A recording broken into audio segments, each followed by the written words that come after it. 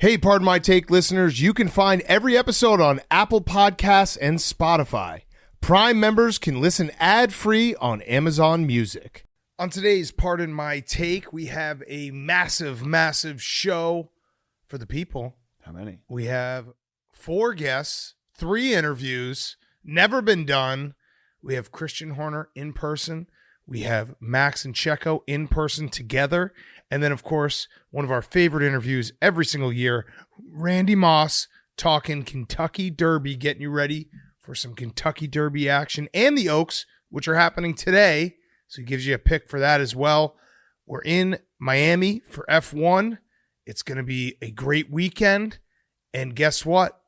This episode of Pardon My Take with limited ads is brought to you by Duracell. Not only is Duracell the battery that helps power Williams Racing, they are the battery that is literally behind Logan Sargent, the only and first American on the grid since 2015. The F2 Rookie of the Year is back on his home turf of Florida and is looking to continue his bid for another Rookie of the Year award as he and his teammate Alex Albon hit the streets of South Beach in this weekend's Miami Grand Prix. Duracell is engineered for more and a proud partner and supporter of Logan and Williams Racing. We love Duracell. We love Duracell batteries. I use them so much because I got kids who rip through batteries. Duracell's making sure that they have a takeover of this episode. So limited ads for the people. That's from Duracell. So if you love this episode, if you love this podcast, go to Duracell.com right now to learn more. And make sure you buy your batteries with Duracell. We are a Duracell podcast now. That is the battery of choice for Pardon My Take. So thank you again to Duracell and Duracell.com. Okay, let's go.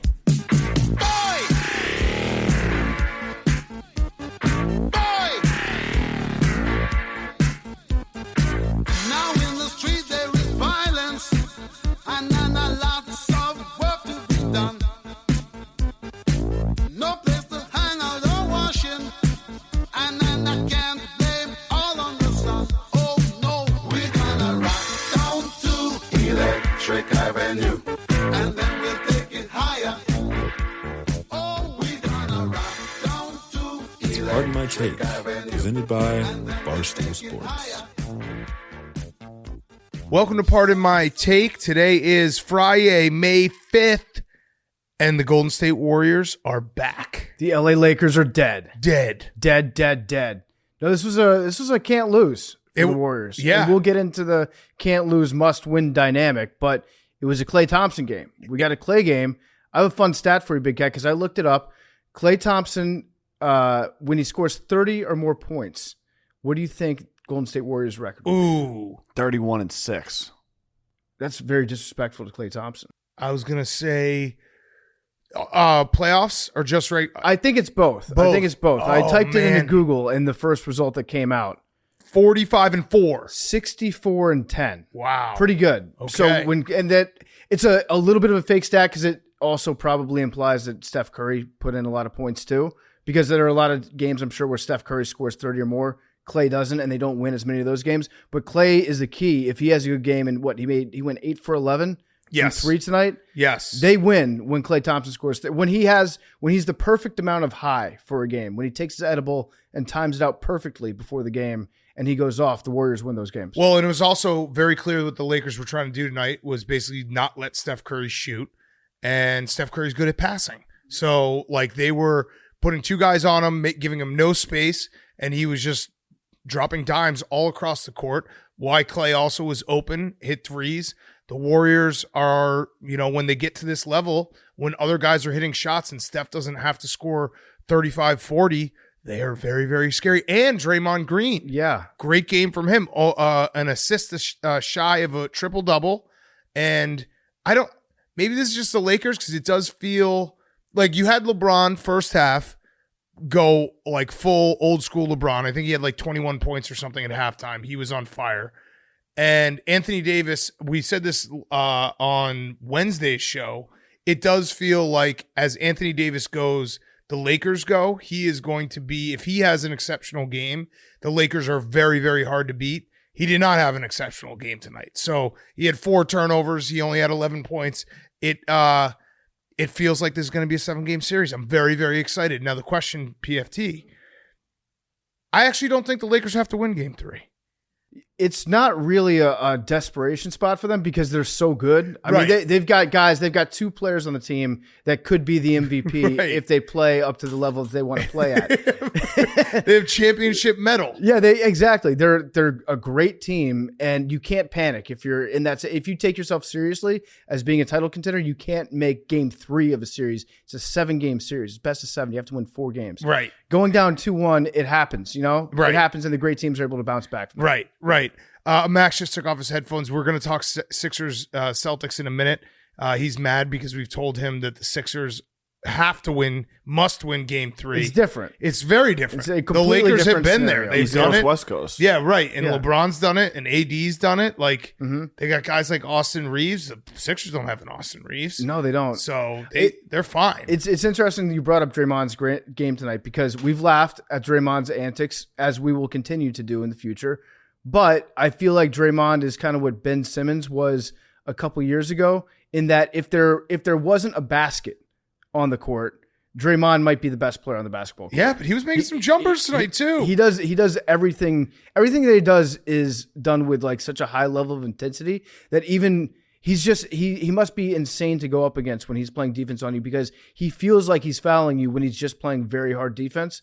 And he had a couple strips on Anthony Davis tonight where Davis he looked around and he was like, there's nothing I can do about that. He'll just get around you and slap the ball out of your head. And it's also, it's a very good, like, you can spot the casual when people are like, Draymond's completely washed up because not only defensively, but their offense, like the amount of times where he'll get the ball at the 3-point line and run their offense through him and he'll have an assist or he'll find someone. Like he is a very big part of their offense, even when he's not scoring. Tonight he was scoring. So the Warriors, I expected this answer from the Warriors. We saw the stat last night. It's 15 in a row now. No, 16 in a row, I believe, where if the home team loses game 1, they win game 2. Mm-hmm. So like a lot of these NBA playoff series and NHL, but like it's the desperation. When you get into desperation mode, when your home team down 0-1, you need to win game 2, and you see it. Like the teams just come out and give their best performance. This was the best performance from the Warriors today. Now, I don't know. I think I can't decide who's going to win this series because I do still think the Lakers, when AD is on, pose some significant issues for the Warriors.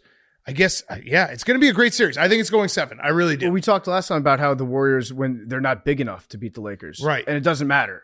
It doesn't matter when they shoot like this. When either Clay or Steph goes nuclear, I don't think that there's anything that you can do to beat this Warriors team. No. And they went, they were 52.5% from 3 today. 21 for 40. It's pretty good. That's pretty damn It's good. really good. That's pretty damn good. Okay. A couple other things before we get to Sixers Celtics.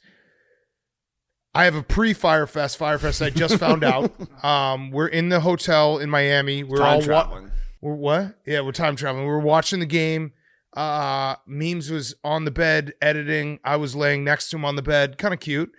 I looked over and I saw a picture of myself. And I was Video. wearing Spanx today. Video. Well, it was Motion still, picture. yeah. Why do you always say that? Why do you always correct us when we say that there's a picture of us that looks fat and you're like, actually, it's a video? It's a habit that you have. Well, what were you watching? Was it? It was actually a still footage. picture. I'm just It was a wondering. still I'm just picture. wondering why it's important to you. Because he wants to let everyone know that it's not a bad picture, it's real life. Okay, got it. That's what he's trying to Got say. it. No, It's not a bad angle. It's like, it's not yeah. a bad angle. You just are fat. And I know I'm fat, but I was wearing Spanx today thinking I'd protect myself. And I was also leaning forward, and it looks like I have a full pillow underneath my shirt. So if you're watching on YouTube right now, It's not and bad you right comment, yeah, it's not right. I need to never not wear black shirts. Black shirts for life. That's it. But if you comment that I look fat, I already beat you to it. You're a pervert and a sicko. Actually, you're unoriginal because Yeah. Big Cat already said I already it. said it. I'm Yeah. fat, and I look really fat. If anybody says it, just everybody let them know, like, hey, this joke is kind of played out now. Yeah, and it doesn't Agreed. It doesn't help that Max and Checo are both like 140 pounds, but I'm just that much more of a man than them. That's true. So what are you gonna do? Like, Checo I towered over him. It was awesome. yeah. It's very rare that I get to. Very good guys. Very good interview. The other last thing we had to talk about, which we forgot to talk about, Jackson Mahomes. Yeah. So are we have to wait and see? I think we have to disavow. I want to say something very clear. I'm anti-sexual assault. I'm disavowing. If you guys are going to cancel me for being anti-sexual assault, that's fine. I'm willing to die on that hill. Yeah. I am disavowing Jackson Mahomes. I'm not disavowing Patrick Mahomes or the Mahomes family, just that particular piece. Could we say for right now? Hopefully he learns from his mistakes. Yes. But also that was disavow. a mistake that we disavow. Also disavow. We're anti-Nazi, anti-sexual assault, Anti-Los Angeles C words, anti-Los Angeles C words, anti-calling me fat, Anti-lottery ball. No, Pro You're lottery ball. anti-lottery ball because you can't get it. Anything else that we're anti? Oh, Max is anti-dog. Yep. Yep. You're anti-dog. No, you're anti-dog. I hope that mic wasn't on. I don't think his mic was that on. mic's not even on. No, He said didn't. it's fake. No, it's too late. There's no way. He said it's fake There's news. no way. Nope. But Max's defense is he doesn't hate dogs. And after we did this conversation with Max earlier, I told him, Max, it's not so much that you hate dogs, is that you don't love dogs, and that's almost worse. That's worse. That every single you don't love person in dogs. this room. Okay, all right. I do love dogs. Max, why don't you shut off your mic because we're going to kick it to ourselves. We'll get into it. We're going to get into the dog issue. No. Yeah, no, we are. We already taped that portion of the show, so yes, we are going to get into it. I'll edit it out. But just to put a bow on everything, Big Cat, the Los Angeles Lakers, it's not a must-win for them next game, right? Correct, I just want to make that clear. Okay. Oh, last thing. Leafs are in big time trouble. Yeah, they're fucked. They're big time fucked. trouble. I mean, Game 3 is a must-win for the Leafs. Yes, I would say so. And if that, Game 4 will definitely be a must-win. Yeah. But yeah, the Leafs are in big time trouble. It was nice that they won a series, but they won the first 5 minutes of this game handily. Yeah, Well, and 2-0, most dangerous lead in hockey. Hey, that's very true. Hank, are you rooting for the Panthers to win the cup? Because I think that would lessen the blow a little bit. If you lose to the champion, it makes it a slightly less choke. Still a choke, but a slightly less choke. Yes. But I'm rooting for, I'm rooting for the Oilers. I'm rooting for the Oilers. Yeah, Jake. I hope it's Panthers Oilers and the Oilers win. Okay. I don't know why. I just Connor McDavid. Yeah, it's fun. Yeah. I think I'm rooting for late night Kraken. games. Yeah. Late night games. Kraken no Kraken's one fun. cares out there. Yeah. Okay. You hate Seattle so hate much. Seattle. You despise Seattle. No, I love Seattle. Yeah, no, you I just despise wish Seattle. they had some sports fans out there. Max wants to talk again. He turned his mic on finally. No, I was just gonna wait till you finish, and I was just gonna talk about how much I love dogs. Yeah, but that's not true. No, it is. I love dogs so much. I thought you were allergic. No, I'm slightly allergic to some dogs. I wasn't allergic to Brody. Are you at actually at halftime yesterday? When, which there was no cameras rolling. when you say you're allergic, do you mean you sneeze, or you're allergic I can't be around them because I don't like them? No, I sneeze. With some dogs, I sneeze. Sounds like you don't. Sounds like your body is repulsed by dogs. That was horrible. That's a fact. No, your body can't handle dogs. No, I love dogs. Everyone knows that allergies are dogs. not something. Allergies are things people can control. I right? can control that. I love dogs, and I'm done with you. Okay. If you say I'm allergic to some dogs, that to me sounds like a pre-excuse. If you just don't want to feel like hanging You're out around a dog. my nose tickles. Yeah, I'd like to come over and scratch your dog's chin, but unfortunately, some of the times I break out in hives. Yeah. Actually, now that I think about it, when we started Stella Blue, Max was like, "Do we really have to give money to the dogs?" Shut up. Shut up. I mean, he probably has a Michael Vick jersey. He definitely has a Phillies. Yeah, Eagles I do Michael not Vick. have a Michael Vick jersey. Did you but ever I do cheer for love Michael Vick? I loved Michael Yeah. Vick. Okay. There we go. He's a great Also, Eagle. The jury rests And his case. I'm He did anti-dog his killing time. on the show. Yeah, me too. All right, so we're gonna kick it to ourselves. We've got some great interviews coming up. Shout out Duracell one more time. Duracell, thank you for sponsoring this entire show. Limited ads, and we're gonna root for Logan Sargent on Sunday. He's an American racer. Yes, facts. And we filmed at Dave's house last night, so we'll have a supercut of Max not petting the dog. Yes, in the vlog next Thursday. Okay, It's just the entire video. Love it. Yeah. And an interview with Logan Sargent. Yes. Yes. Okay, let's kick it to ourselves for the rest of the show. Okay, before we talk some more basketball, quick word from a wonderful sponsor, Duracell. They've taken over the entire episode. As Americans, it is our job to get behind our country's sports teams, from the World Cup to the Olympics. We get behind our American athletes, and why would F1 be any different? This weekend is the first of 3 home races for Logan Sargent, where he looks to make his mark on the race schedule. For all American F1 fans in Miami, the Florida native worked his way through the racing circuits from karting, F3, F2, and now on the big stage, fighting for the Constructors' Championship with Williams Racing. You see PFT wearing it. I'm wearing a hat. We are Williams Racing fans now. Yeah. Officially. So we're Sergeant's Privates. Yes. That's the fan name Yes. that we just came up with right now. We're ready to go. Logan and Williams are supported by Duracell, the #1 most trusted battery brand. I'm a Duracell fan myself. I rip through batteries with my kids. Duracell. Learn more at Duracell.com. And make sure you watch F1 Grand Prix, Miami, Sunday. Logan Sargent, America's boy, trying to fight for the Constructors' Championship. So thank you again to Duracell. Thank you to Williams Racing. Learn more at Duracell.com.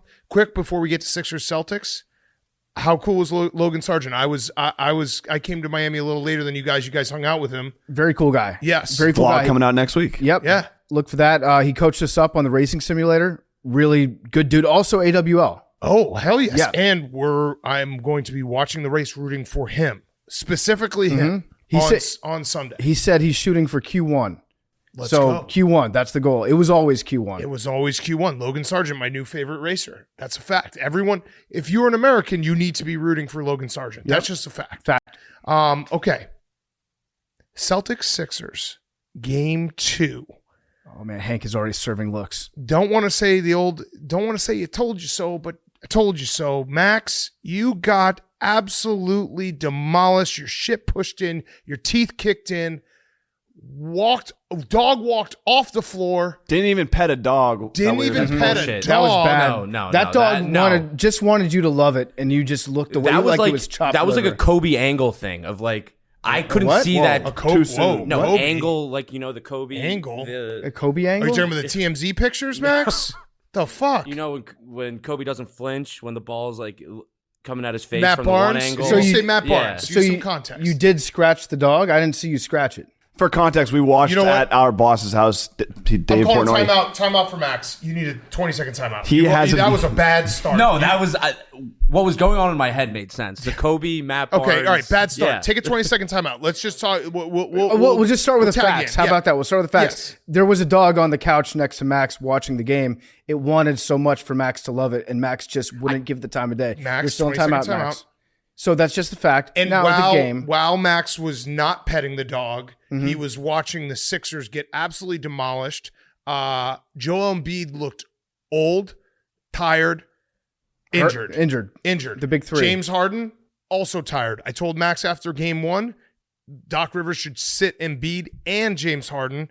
He didn't listen to me, Max that is. Neither did Doc. A little stat for everyone. Jaylen Brown started becoming the primary defender on James Harden.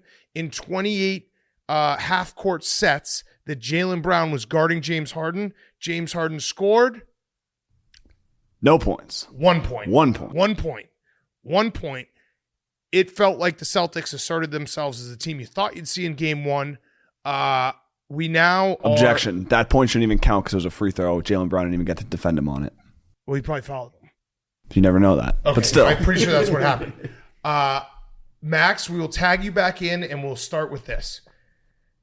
Game 3 is a must-win for the Sixers. No, it is not a must-win. Yes. You guys keep fucking saying this. No, Max, I'll lay it out makes to you. perfect It's, sense. No, it's Max. it doesn't. Wait, no, Max. this is stupid. Max. You guys already started saying this Max. yesterday, and it doesn't make any fucking All sense. right, timeout, Max. Every game in the playoffs, a Max, must win. you're in timeout. That's You a said- championship You said mentality game from 2 Hank. was not a must-win.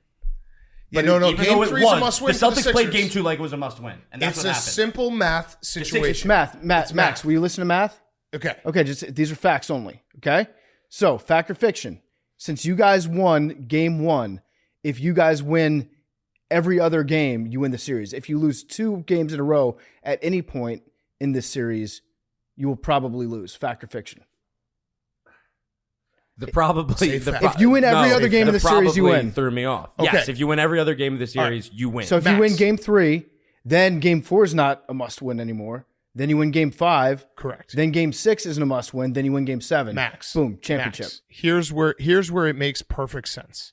You just got beat by 30 points with Happens. Joel Embiid back on the court. But he was working his way back in. It was like a minor league start. It was a rehab start. Okay, well, he looked bad. Bad. Okay. Well, he's going to look so much better tonight. How much better?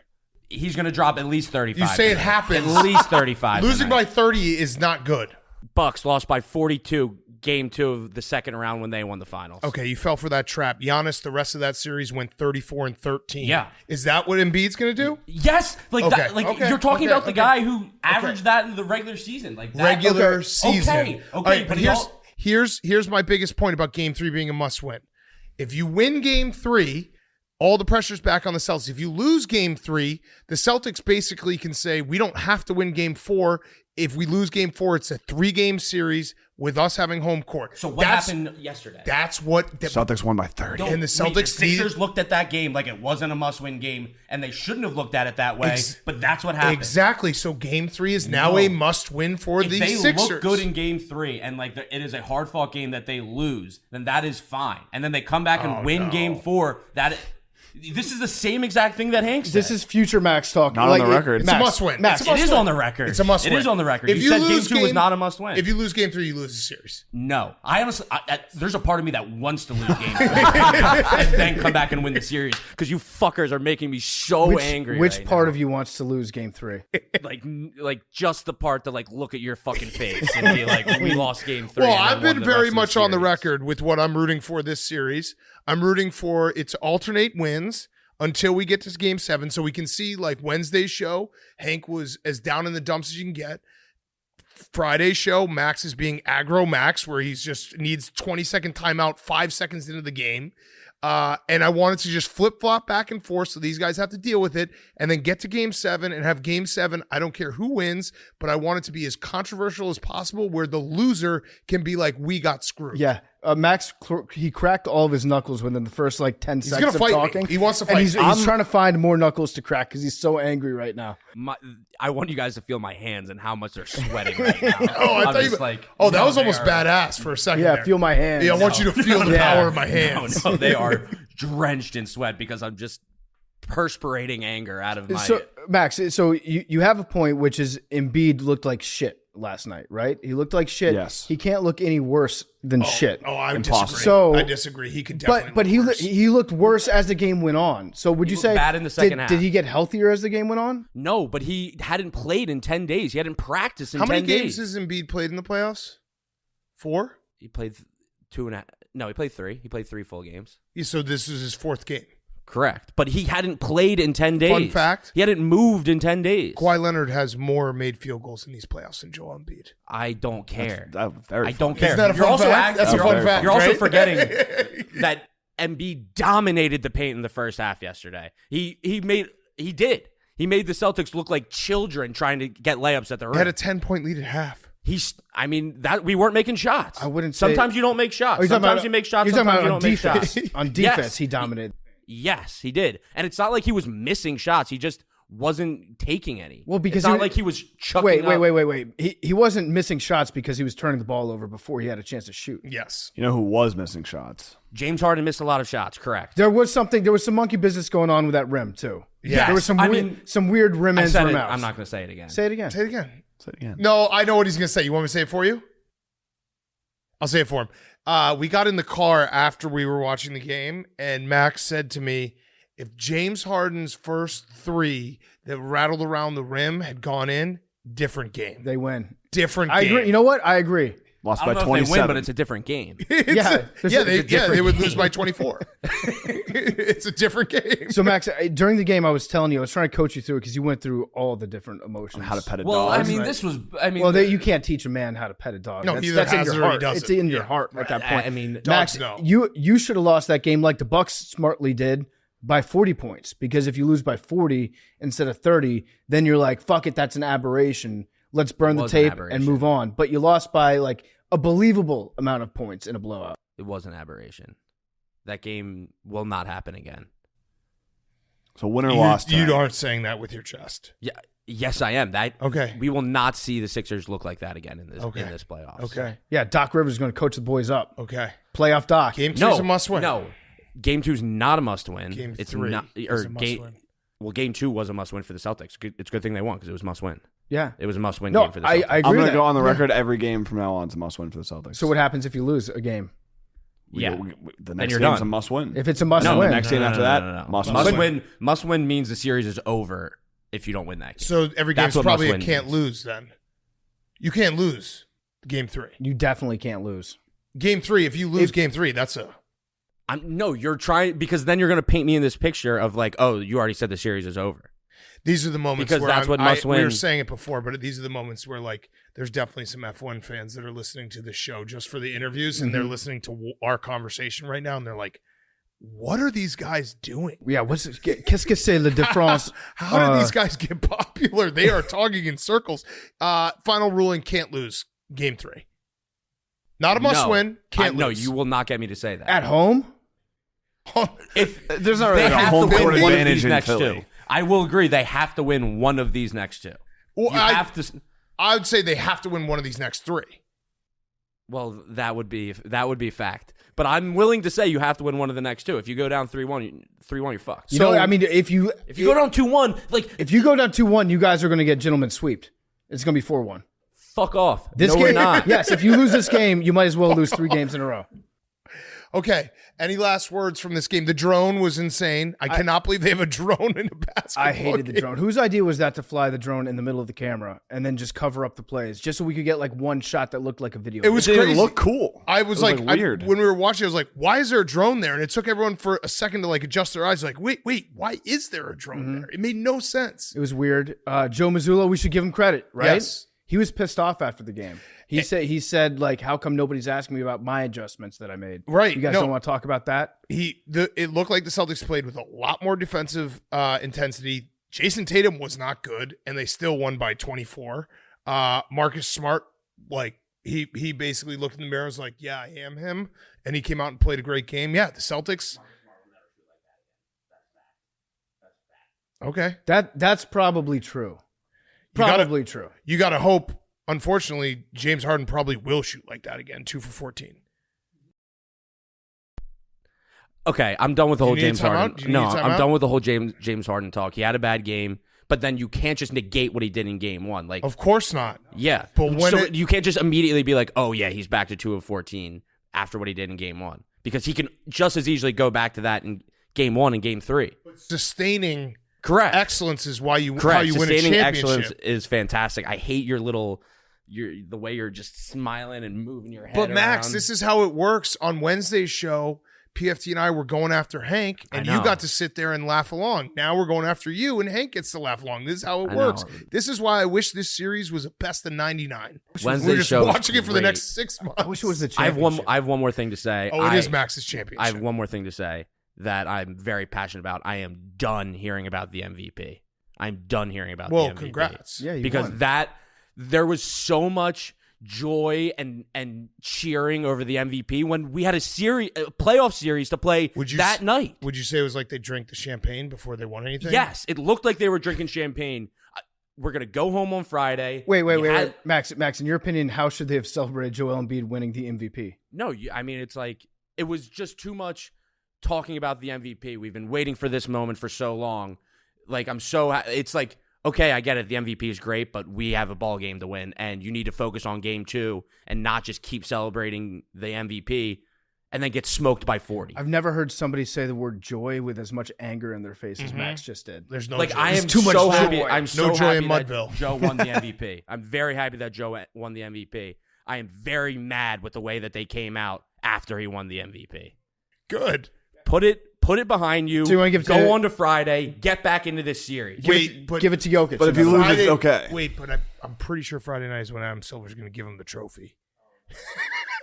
That's how it works. Yes. But the crowd, yes, the yes, crowd will get behind that, though. yes. No, the crowd. No, will they're get going to behind cheer. that. That's the other thing. We're on the road. We split 2 games on the road. No matter how you look at it, a win is a win, a loss is a loss. You went into Boston and you took home court, and no one's talking about it. Okay, all right. That was a good away stretch for the Sixers. You finally talked yourself into a good point and got angry enough to make some sense, which is if you had told Max like a week ago that you'd be leaving Boston with a 1-1 split, you would have taken that, right?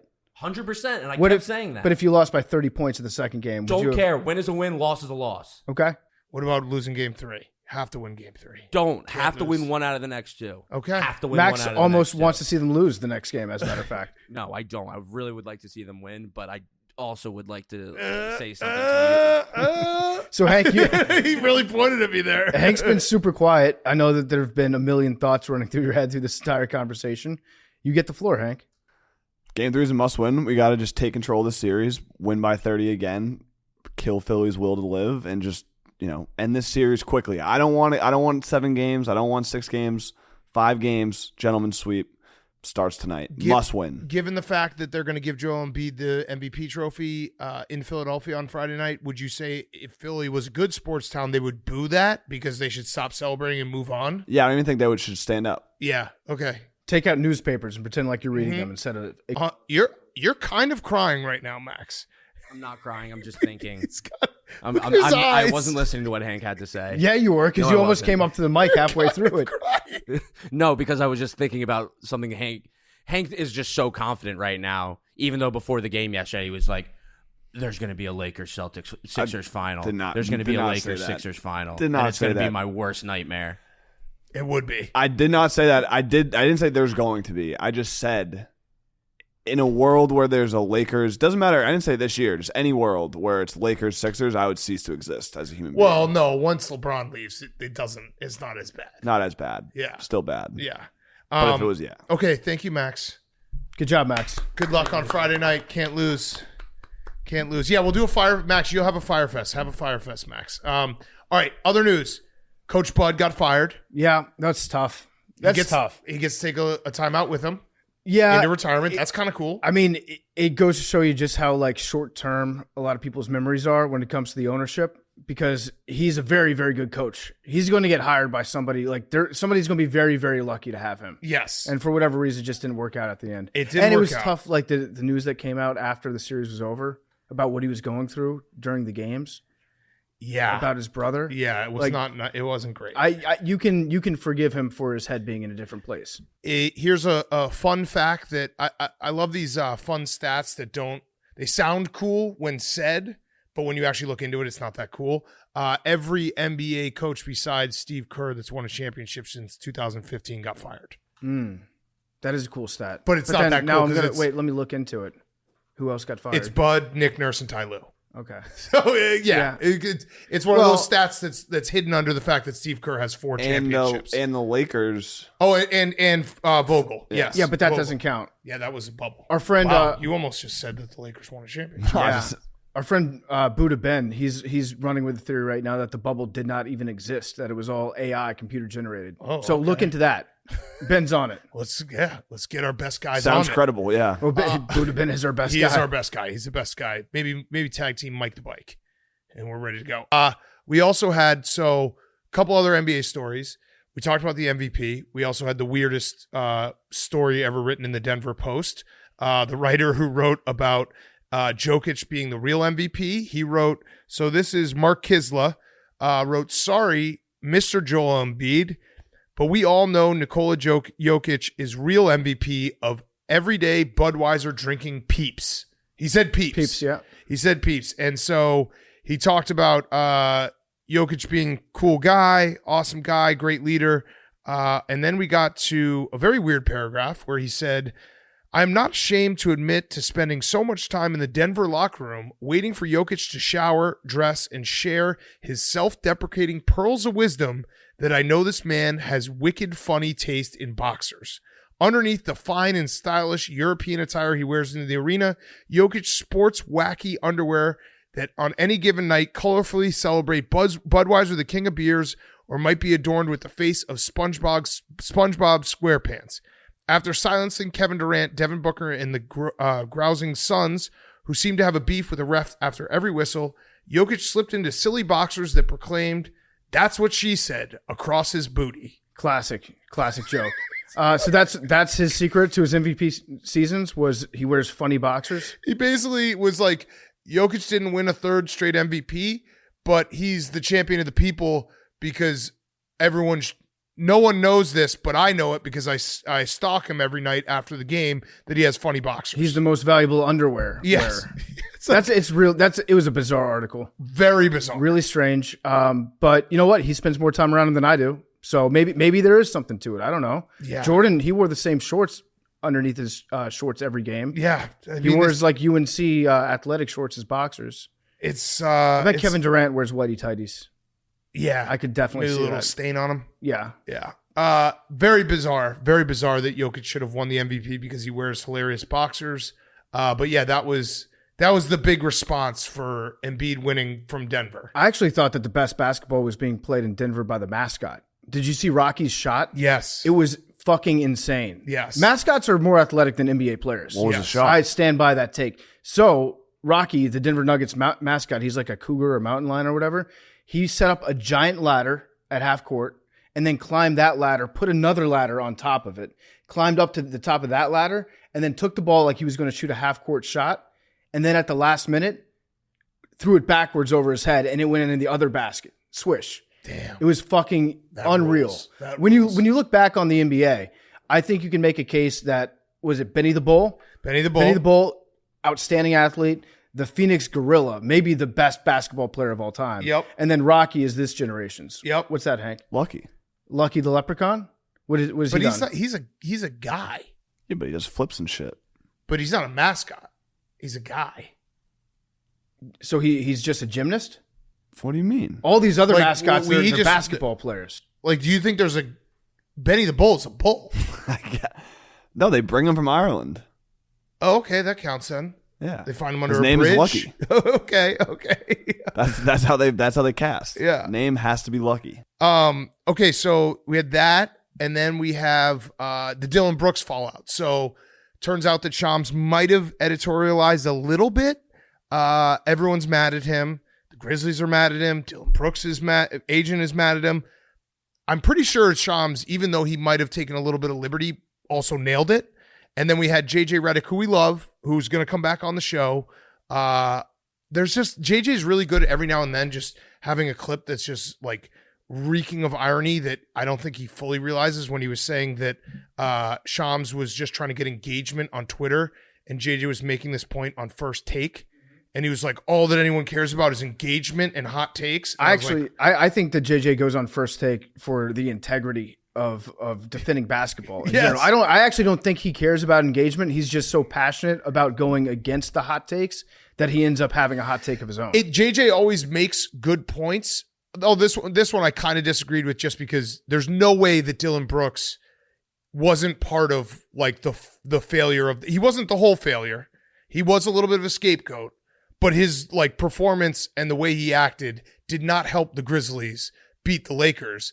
And him making that point, like getting super serious on First Take always makes you laugh because then Stephen A. Smith will just like chime in and be like, Dillon Brooks is a bum. Yeah, and then it's like if you argue with JJ, it's like you're getting into a screaming match with a librarian, Right. and they'll make much better points than you. Yeah. But JJ, I don't think he has yet to understand the point of First Take, Right. which is to be wrong but be louder. It's a noble pursuit by JJ to like try to elevate the discourse. Yeah. But newsflash, the discourse is never getting elevated. No, We'll no. drag you back down to the mud and be like, Chris Paul, choke artist. Yeah, it's a one-way street. Zero And rings. It's going straight down.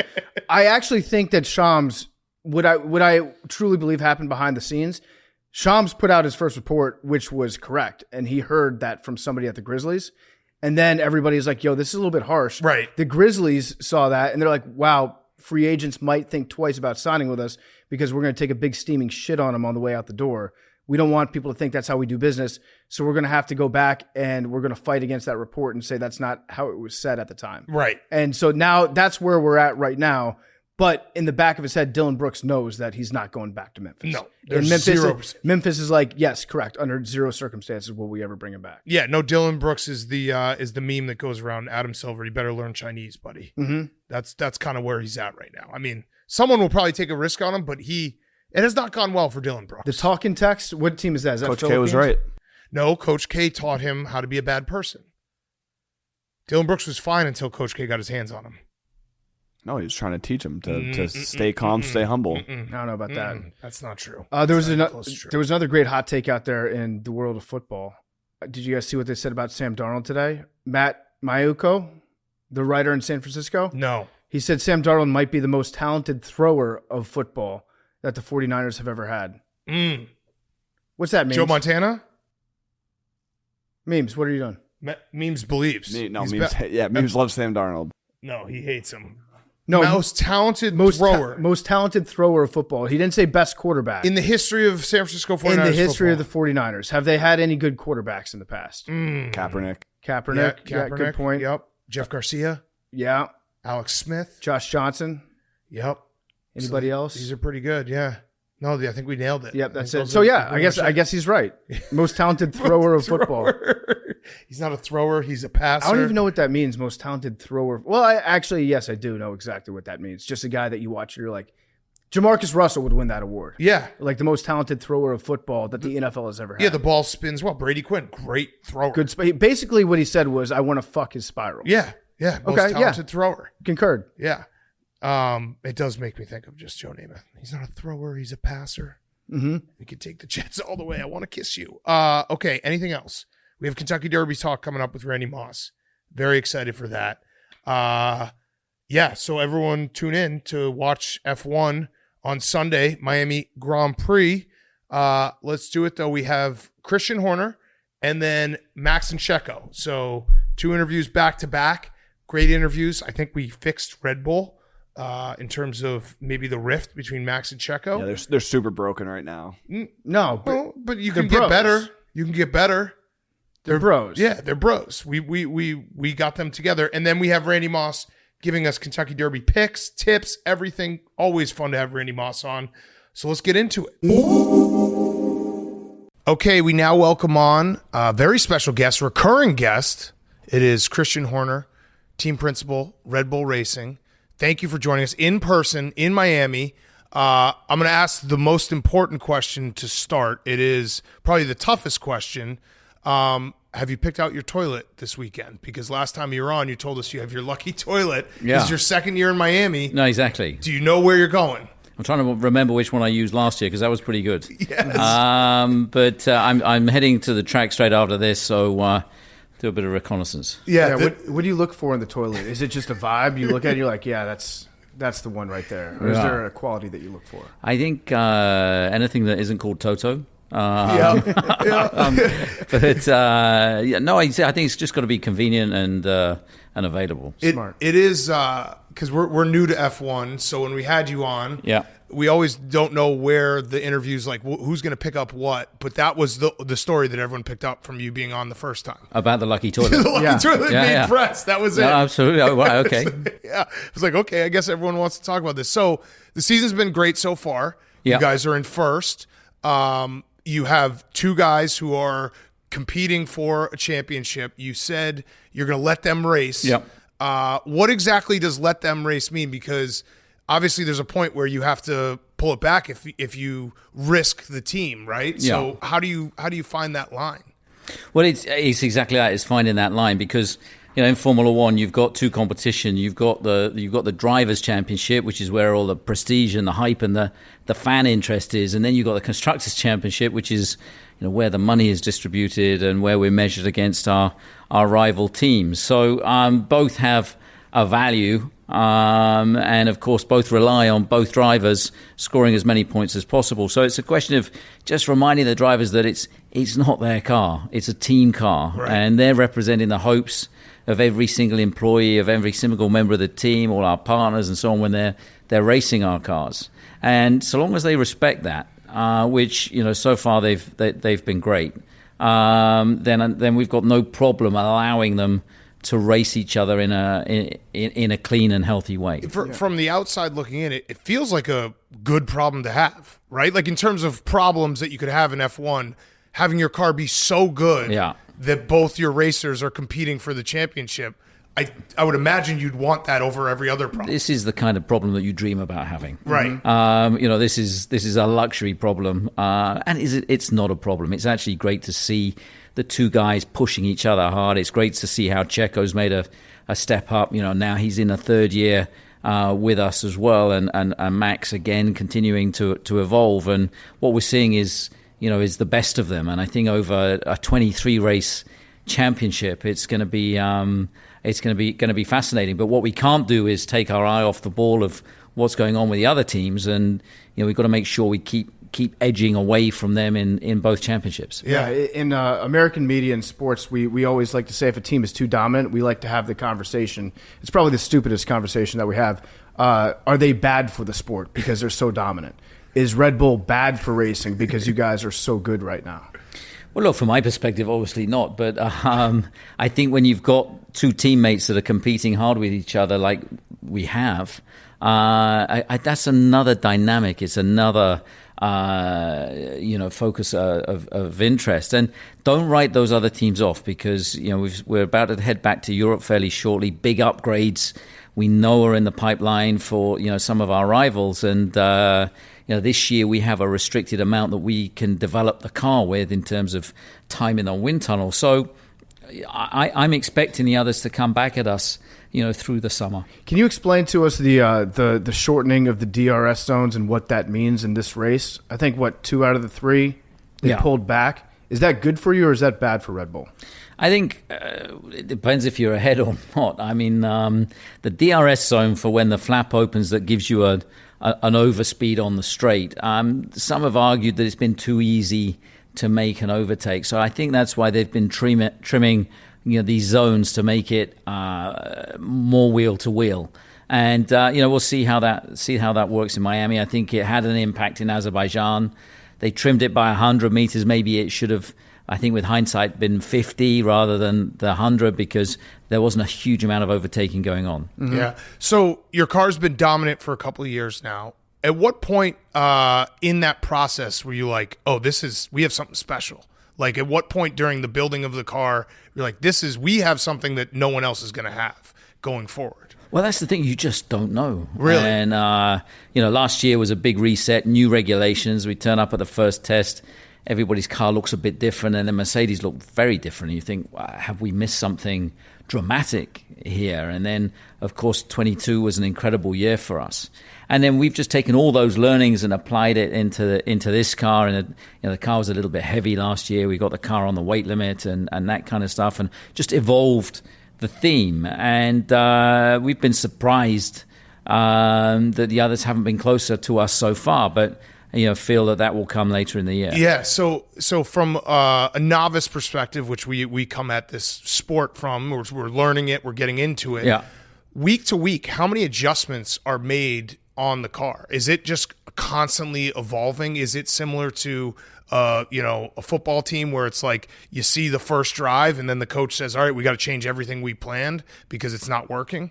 I think every track is different. Like Miami compared to last week in Azerbaijan, different surface, different type of corners, etc., etc. So it's different downforce levels. So you're constantly evolving and tuning the car, and then at strategic points within the budget that you have and the tools that you have, you're upgrading the car, the bodywork, the wings, the engine cover, the floor, the big performance, differentiators. So, and teams strategically pick where they're going to introduce those upgrades. So, and that's why I'm expecting when we head back to Europe, cars to start to converge a little. That's interesting. Do you like racing in America? Do you like the events that are taking place? We're expanding over here. We got Vegas coming up soon. You mentioned it was on your birthday. Yeah. Happy well, birthday. It's very kind of them to put the event on my 50th birthday. I mean, that's huge. So you're going to win that race. planned it specifically for that. You have to win that race for that weekend. So it's going to be an awesome event. I think it's going to be the biggest sporting event globally this year. I really do. I think that the interest and the hype around that race.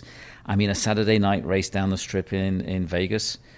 Who doesn't want to be there? Who does not want to see that race? And I think it's going to be such a spectacle. And I think racing in the States for us is very different. I mean, I'm very British, obviously, and coming over here, everybody's so friendly and a lot of high fives and fist pumps, even when you go out for a run. Mm-hmm. In England, you go for a run, nobody talks to you. Over here, everybody's super friendly. So so that's taken an adjustment. But just the interest and the hype around Formula One is just amazing. And you guys put on a great show, and I'm sure we're going to see something a bit different this weekend as well. Well, I would say also this weekend it's the coronation. What better coronation present? Yeah. So you're king? missing that. Yeah, You're missing exactly. it, but if you win, that's the ultimate gift, isn't it? To your king? I'm sure he's going to be watching in between his duties. What's going on out in Miami, but it's a big weekend in the UK, but nothing bigger than that for us than being out here in Miami. Yeah, that's true. So in America, we love the redemption arc of teams and sports, where a team has success, they get torn down, then they come back and they recover. You had 4 championships with Vettel. Red Bull was dominant. Yep. There was a period then where Mercedes takes over. Now you're back. Was there a moment in that entire path where you thought, like, I may never be back on the top? Like, this is, it's getting bleak. It's getting hard. I don't, not even quitting, but just like you're forcing your head through a wall and you just can't get through. Honestly, I don't think there was ever a point that we didn't believe we could get back. And I think it was having that culture, that can-do attitude. It was a question of, okay, we need to address where our weaknesses are. Why are they beating us? And Mercedes is an incredible team, and their achievements during that period have been record-breaking. But I think it just demonstrates that if you want something bad enough and you focus and apply yourself, you can achieve it. And sport, it always comes in cycles, whether it's Formula One or football or basketball or any form of sport. You always are going to see cycles of winning teams. And I think that for me, the challenge is how long can we keep this cycle going? Yeah, because it is interesting, people who are getting to the sport in America right now, they see Red Bull dominant. They're probably like, oh, we don't like these guys. They always win. It's like, but you don't know the history that, it was a stretch where they weren't winning and they were trying to get back up on top of the mountain, which is, that's the best part of sports. I mean, look back 3 years. I mean, the domination we've had is believe it or not, we're not as dominant as Mercedes were, a few years ago. They finished, I think, first and second in the first 5 Grand Prix. Right.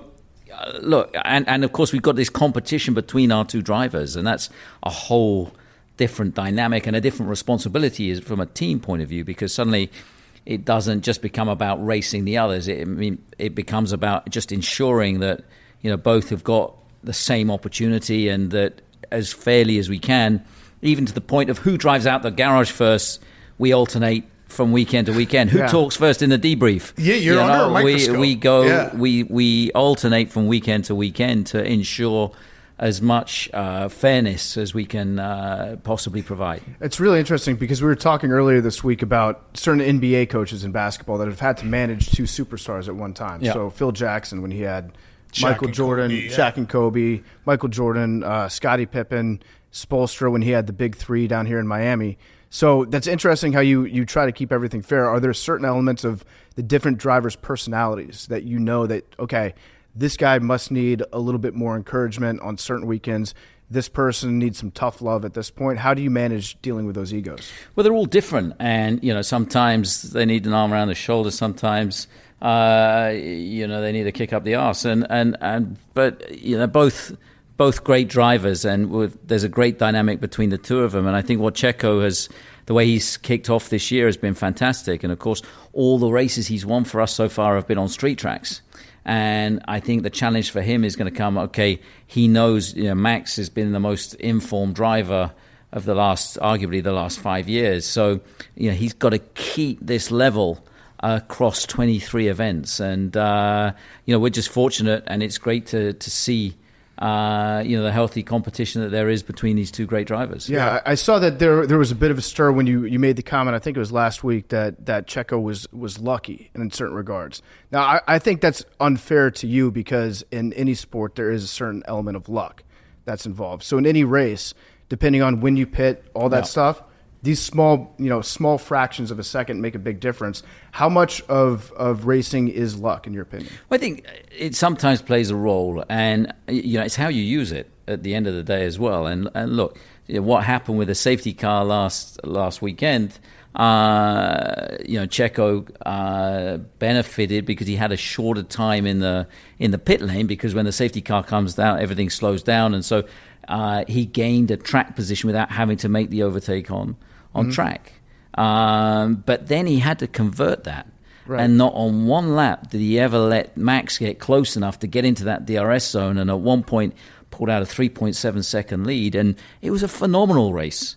From him. But, you look back to Jeddah or Saudi last year, he was in the lead, took a pit stop, and the safety car out, and it benefited Max. And, he was unlucky on that day. Max got lucky. So it tends to even itself out, these situations over the course of a season. But, the comment was not in reference to him having a lucky win. It was a lucky scenario that he then converted.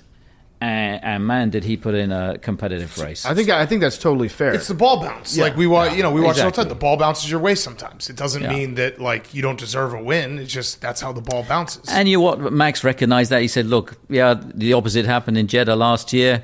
That's the way it goes sometimes. Right. That's sport." So speaking on that though, you're mic'd up during the race. Yeah. It's a fantastic thing for the viewers. We love being able to see what's going on in the control center and how you're talking to the drivers.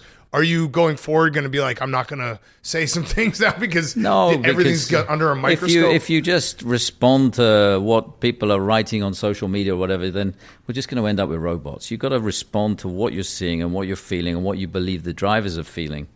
And of course, sometimes you've got to pick drivers up. Sometimes you've got to, manage expectations and so on. And I see that is part of my role is to do that. And the most important thing is to deal with it, openly and honestly. So we like to troll on this show. We like to basically make a mockery of the media and kind of get the media. Just an idea, throwing it out there. Yeah. We're saying this. It's going to be on a podcast. Maybe when you're on an open mic, you say to Max over the weekend, like, you're my favorite son ever. And then everyone flips out. And then they're like, no, wait, we planned this whole thing. Yeah. Good idea, right? I mean, you guys are changing the dynamic of radio calls. It was obviously a joke. We said it out loud. Yeah. We said we were joking. Yeah, no, absolutely. Well, I'm even thinking of selling, the space that, Max, this message is brought to you by Cash App. Yeah. Why not throw a rollback ad in there? Absolutely. We'll give you some ads that you can pitch from our show. Yeah. I like it. I like this idea. Yeah, just be like, I said it on Part of My Take. I was going to say this, and then say it. This and then people will run with it, and then be like, no, you guys are idiots. You're not doing your job. Yeah. So we can get the media. Yeah. Just a thought. The problem is people always pick out little bits that they want to hear or they want to see, and the most important thing is what our drivers feel and what our team feels. So to be honest with you, I don't really give a shit what others think. It's about what they think and what the team thinks. Yeah, actually, you can't cuss on this podcast though. no, you You can't. can't. I'm You can sorry, say whatever you want. Shit, Fuck, you shit, can- bitch, ass, motherfucker. You can say anything. Oh, really? Yeah, we can say literally anything. What's your favorite Well, not swear word? anything. My favorite swear word? Yeah. Ooh, good question. Yeah, that's... British people swear well. Yeah. Do they swear? They Yeah. swear. Classy. It sounds classy when you guys. sounds do it. more When I say classy. Yeah. motherfucker, everyone's like, "Shut Kid motherfucker. Rock up." Yeah, no, when Yeah. it's like when you get like a viral clip of like a British guy watching his soccer team. when I said change your fucking car, Yeah. I'm now seeing T-shirts with that on. I mean, Yeah. it's- Change your fucking car. Yeah. I like that. I like that too. There you go. So yeah, go ahead. I was going to say, like, welcome to America. We want to be gracious hosts. Part of American culture is being very kind to our guests. So, in that spirit, I just have a little bit of American trivia for you. Okay, if that's all right. go on in. Who won the Revolutionary War? Good question. Who was in it? It was the colonies, the United States, and Great Britain. Well, you guys obviously got Independence Day that came off the back of it and so on. So Never All right. forget. yeah, never forget. That's the only question that I have. Yeah, in American no, trivia. there you go. It's easy. Follow-up Oh wait, question. I have a question too. Okay, yeah, I have a come on, trivia go on. question. How many Super Bowls has England won? Super Bowls as England won. Yeah. Well, Do Manchester United play in the Super Bowl? Nope. So It's yeah, a the answer Super is League. 0. You guys have not won that's any the Super Super Bowls. That's kind of pathetic, but whatever. Yeah, I mean, yeah. maybe you know. someday. Exactly. And then third question, did you watch the United States against England in the World Cup this year? Yes, I did. Who won that draw? That's even. Do you know what? That shows my following of football. We won that one. Huh? No, we won No, the draw. no, It was we a won the 0. draw. It was a Was 0-0. was it a nil? No, Yeah, you, we won you guys it, will take that as a victory. Don't We you? won Right, that draw. exactly. So we won. I mean, Yeah. you probably got lucky on You the day. lost the Well, draw. We won the draw. Christian okay. Pusilich hit the crossbar. It was off the woodwork. We won that draw. Who's your soccer team? Who's my soccer? I like a team called Coventry City. They're in the second tier Championship League. Yeah. championship. They're getting to the playoffs. Okay. They're there. My grandfather used to be a part of that team, so that's why I've got an interest. That's big. Yeah. Hopefully they get up to the EPL. But I tell you what, the women's game. I went to see the women play football the other day, and they are kicking butt. They are doing and they don't flop. unbelievably well. And they don't And flop. they won a penalty shootout. I Yeah. mean, the men fluff the penalties all the time. The women bang. Yeah. No, they don't. They beat Brazil the other day. Unbelievable. It's great to watch because Yeah. you'll watch a men's game and Neymar will get lightly touched and he'll go down like he needs to be The in women a are- wheelchair. the And women are tougher Play than through the it. Yeah, guys. they play through it. Yeah, Which is yeah. what we want to watch. The point when women play soccer, the point is to not get pushed off the ball. Yeah. In men's soccer, it's like the point is, please push me so I can fall over Yeah. and embellish and get a penalty. Yeah. So Drive to Survive has been fantastic. Yep. We watch it. We love it. Do you watch it back and just maybe make like a supercut of all the times you pissed Toto off and being like, this rules? Like, look how mad he is. I did that. Well, do you know what? You get to see at the end of the year, they send through some of the cuts. And what you don't see is how they've put it with the other pieces. So you think, did I really say that? Yeah. Did I really, say the "see you next Tuesday" word or something like that? Cunt.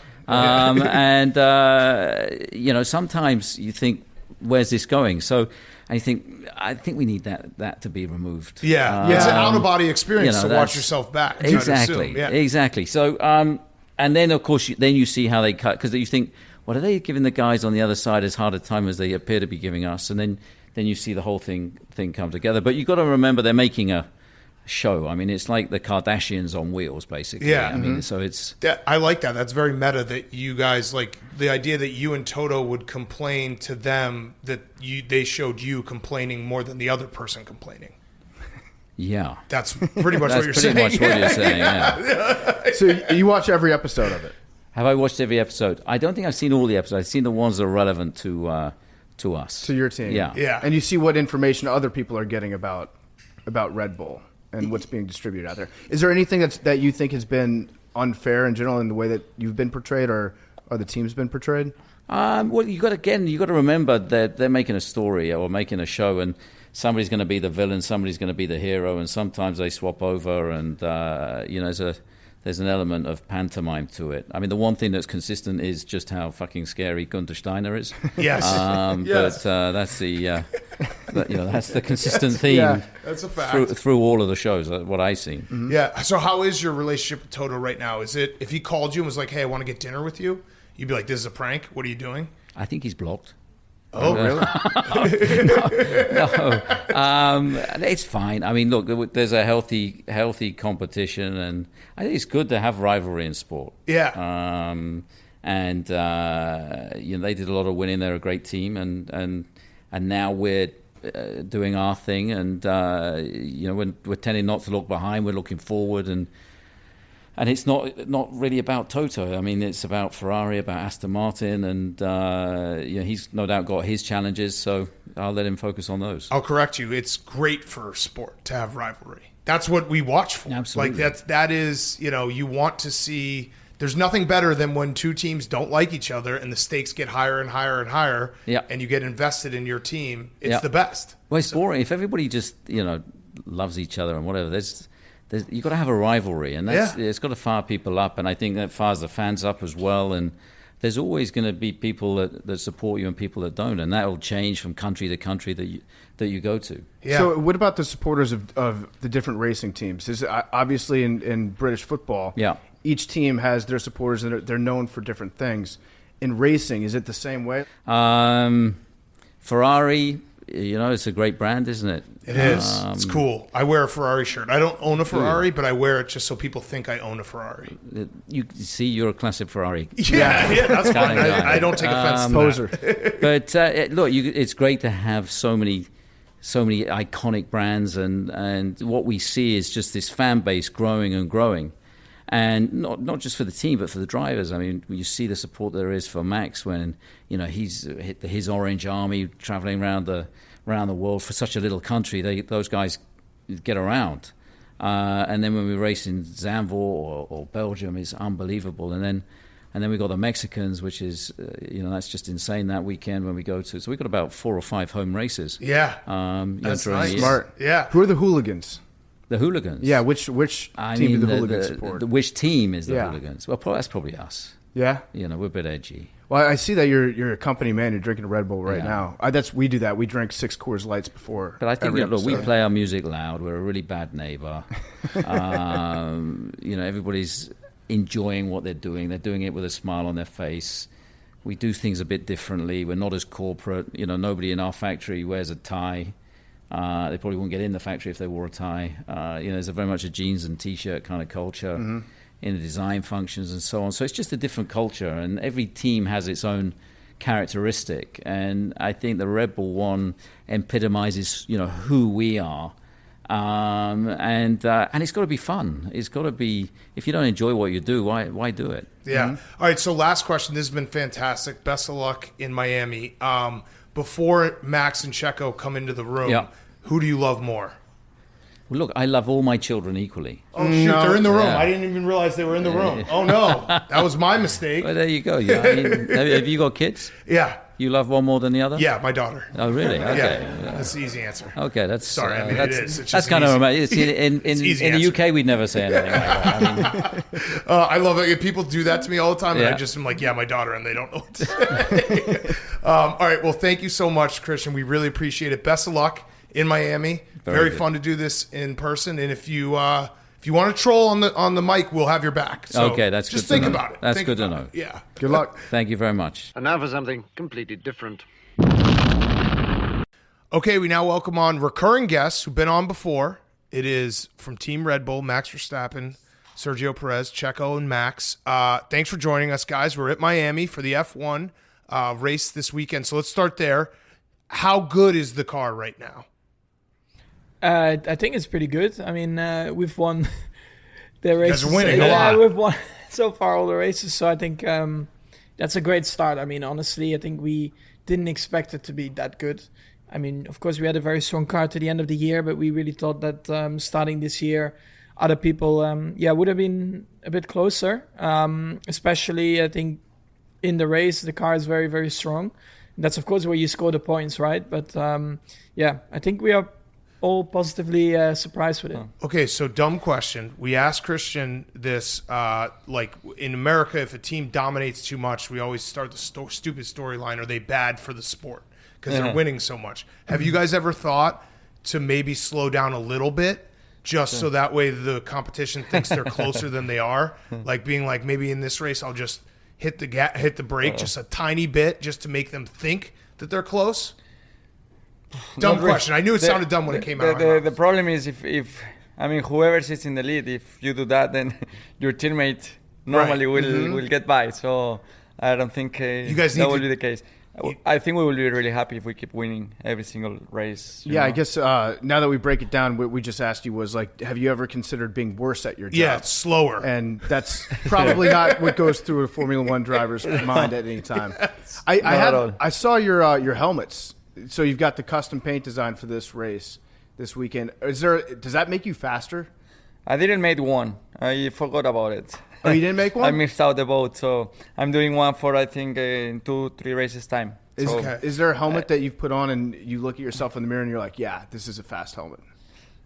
I look at the car more than the helmet. And that was another. Yeah, I mean, we like bet on teams based on their jerseys. So you'd have to understand, like when we see cool helmets, we're like, oh, they're not going to lose. Not even thinking about the car. We're just the helmets. Yeah, we're like dogs. We see something and we're like, oh, that's cool. All right, so the second year in Miami, how are American race fans? How has it like progressed from what you guys have seen? Obviously, Drive to Survive has been huge, but like rate us versus other race countries in the events. I mean, I find it amazing how it has grown, you know, and the race weekends in the US are unique because they're so different to, let's say, to the standard format of Formula One. I love it. I enjoy it. There are a lot of fans, a lot of Latins, always in Miami, for example. And it's great to see how much they're getting into the sport, and also the young generations. So yeah, it's great that finally Formula One made it to the US. Yeah. What do you think? Yeah, Max? I think it's always been quite busy at the track, right? But even getting back to your hotel now, and just in general the travel to the track, you can see it's a lot busier and a lot more fans around. So yeah, definitely it has grown a lot in the last few years. I mean, compared to like 2015, and now it's a different world. Yeah. Of course, that first started in Austin, and now, of course, here in Miami, Vegas coming up later. So yeah, I think it's a good thing. I mean, I enjoy anyway being in the US, so it's good that we have a few races here. I also, people say, is it not too much, to have 3 races or whatever? But the country is so big, it's almost like Europe, right? Yeah. So Yeah. I think it's quite. I think it's quite normal. Yeah, Texas is bigger than France. Yeah. Yeah. So and they're very different as well. Miami, Right. Austin, Vegas. So speaking of that, when they unveil a new track, how long does it take you guys to learn the track on the simulator or like feel comfortable with the track? Because I'd imagine that's a lot of your job is like knowing exactly when you're pushing, when you're laying off, the turns and everything. How long is that process? It depends a bit, right? Like, I mean, sometimes a different track gets to the calendar, which has been around for a while, but not in F1, for example. But I know the track from when I was a young kid playing already on a simulator or whatever. Right. But if it's a complete new track, which Miami last year, it takes a few laps. I mean, first you go through an onboard or whatever of a previous simulator driver back at Red Bull, and he's been driving already to try and set up the car a bit for you. And it takes a few more laps than normal. But then again, also to judge like the grip levels and stuff, you have no idea, right? Until you actually get to the track. So it is always a bit more difficult than another track. Yeah. Yeah. Mm-hmm. Yeah. We saw Daniel Ricciardo at the Met Gala last week. You guys see the pictures of him talking to Anne Hathaway, being a big-time celebrity. Did you guys get an invitation to the Met? I wasn't invited. I don't know if Max was.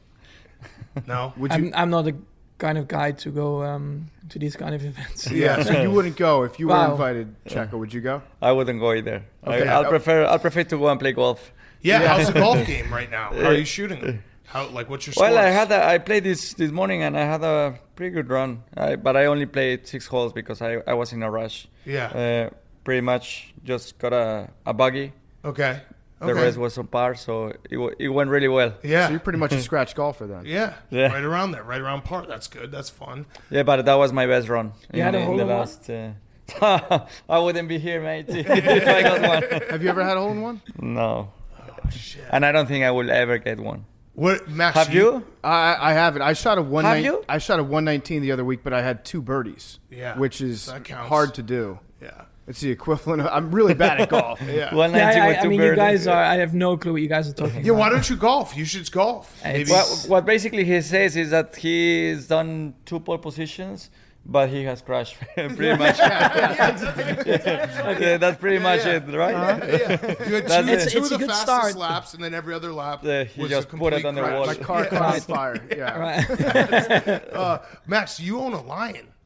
Do you own a lion? I read a story that No, you own a lion.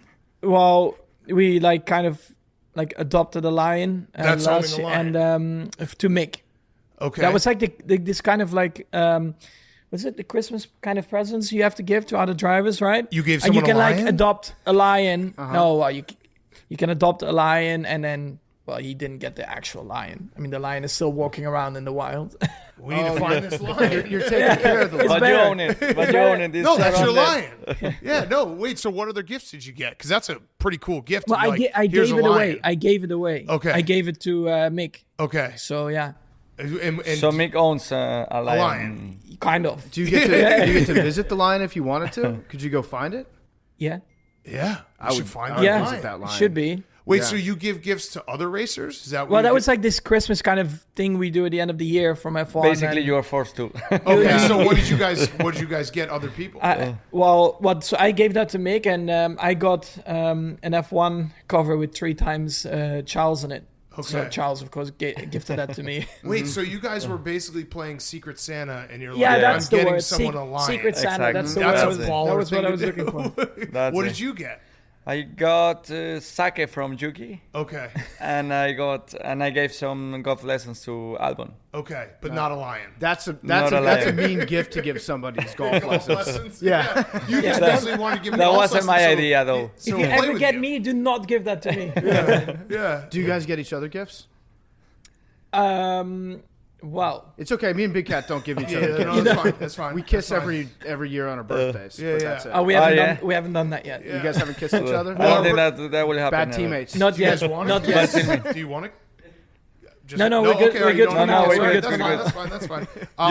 You do it now? Well, Would you do it now in front of the? Or are you shy God damn in it. front of It's the camera? reverse You're out. being It's not put- really it's- bad. yeah, it's you're not being put on it's the not our spot now. birthday. We do it You gotta wait for We'll the send you a birthday. video on our birthday. Okay. of us Of us kissing. kissing. Yeah. 'Cause Ah, our it's fine. You birthday's don't. I don't want to see it. one day either, so- apart. So, Don't send yeah. the video. We kiss at midnight because I'm January 30th. He's January 31st. So All right. It's like the passing of the torch.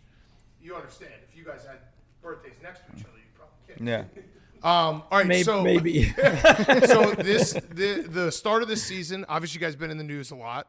You guys are both, racing. You're free to race, competing against each other. I thought maybe we should do a team building exercise. I Googled team building exercise. So I just Googled how to build a team together. And I have a couple exercises we can do if you guys are down. You ready? All right. All right. So Go on it's your just knees. to learn about each other. What's the best piece of advice you've ever received? From anyone? Anyone. This is just to learn about each other. And you guys are going to walk out of this being like, I love you, man. I love you, man. Just push the right pedal. Okay, that's a good piece of advice. That's a good advice. That's a What good about you? advice. Stay with 2 feet on the ground. Okay. Okay. What's the most profound experience that you guys have ever had? This is team building. It could be- We got to let ourselves be vulnerable. It could here. be anything. It could be seeing the Northern Lights. It could be whatever. Yeah. Well, I think the most we've been together it was in Austria, where I drove you for like Yeah, 8 hours. I didn't and want you to were drive. sitting and he was on on the side. I was driving the truck Okay. through the mountain and so on for That was like actually a good experience that Look at day. I this. mean, it For was you. it was For a you. long date. Yeah. Like we had to wake up super early. For that, you Super remember? early, My yeah. God! But it was Good yeah, team building. It was Yeah. fun. Yeah. This is good. You remember these moments. I almost together. broke the I will gearbox. never You remember forget. on the track? Yeah. I locked the wheel. Yeah. Like I remember one time when PFT threw up and I had to hold his hair back. Like, Yeah. that's team building. That's how you build That's closeness. That's how you that's build a team. closeness. Yeah. All right. Next So one. what did you learn from that experience? What did we learn? That I can't handle my milk. Yeah. I and then I'll thought, I always thought be to there cut for your him. hair. Oh yeah. So you don't need to hold his hair. Yeah, that's true. Yeah. Also, don't drink a gallon of milk and try to run. But that's a different story. How do you most like to be recognized or thanked for your contributions? So when you do something, how do you like people to be like, great job? How do you like that? Because maybe we can start doing it to each other, right? Well, Good just job. just being yourself and honest. Yeah, but so Checo wins. Checo, what would you like Max to say to you if you win a race? You are amazing, Checo. You know, I mean, what you've Chop done. Yeah. Yeah, that's Chop beautiful. what you've done. Okay, so Max, you win a race. What would you like Checo to say to you? This is good. I feel like we're making a breakthrough. I really do. We're getting there, right? Yeah, this is No, the I hard think stuff. in the most Mexican way, you have to approach me. Okay. Just Like, I don't know, like with the accent, the full on Mexican. hey, man. Good win. Yeah, it's good. High five. Yeah, And I then like we can't high five. We just keep missing each other. Yeah, let's start high fiving each other. Do you guys have a handshake that you do together, like a? I teammate think it's just handshake? the normal. When was the last it's not time very you guys complicated. high-fived? Well, last week. Yeah, did you? Yeah. Did you feel it though? Yeah. Yeah. High five right now. Let's see it. That That was good. pretty good. That was pretty good. Okay, all right. That felt good. We're getting used to it. When you're always on the podium together. Yeah, yeah. You can practice a lot. Yeah. The next one here is I want you guys to tell each other what's one quality in each other that you appreciate. What's it, so Checo, what's your favorite thing about Max as a person?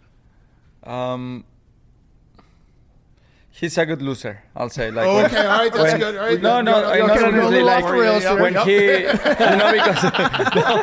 no, wait, like when you have, he has a fame of a bad loser. Yeah. But honestly, whenever I beat him, he's like, he really like, well done, and it's not very normal in Formula One to have that sort of teammate. You know, That's that actually he, a good answer. He Yeah. really comes and you've, well done, mate. Like, Yeah, rooting for each other. and All you right. can see that he feels it, and, Yeah. and that's, I appreciate that. And Yeah. Max, you Checo. What's Yes, I wanted to say just the family man Checo. Yeah. No, because I mean, people are always so focused, on their F1 career, and that's their only sole goal, to try and achieve. And it always feels like if you don't achieve not what you want in F1, your life is like over or whatever. It's you get these kind of like impressions, but I do like how Checo handles everything and how he sees F1 world, but also, it's important to have good family life, and, that's probably way more important than whatever you do in F1 anyway, perspective? Yeah, that's beautiful. All right, this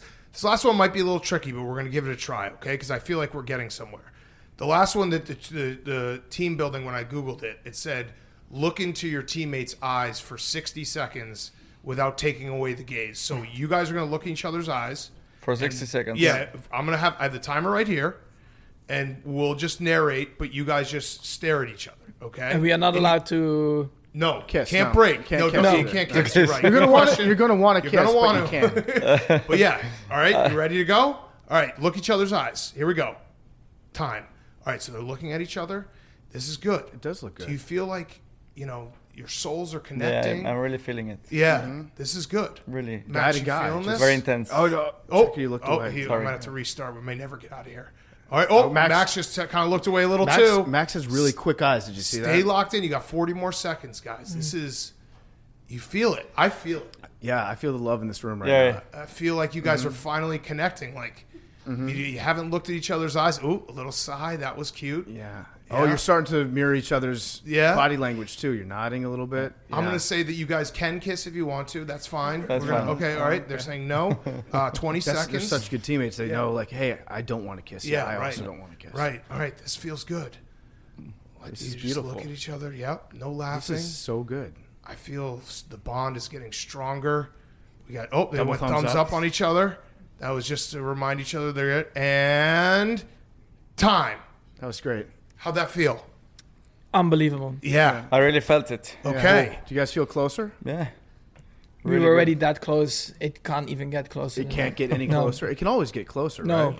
We're gonna No. we're gonna have to build. We're gonna It have cannot to, get closer already. I mean, we're gonna have to build Jesus. Christian Horner for all the things we've done for the Team Red Bull here. Therapist. Because this yeah. feels Yeah, like this is, you guys are. it was a what great was that therapy. like on Google? Like team building? Yeah, it was literally 101? the first thing. Yeah. Yeah.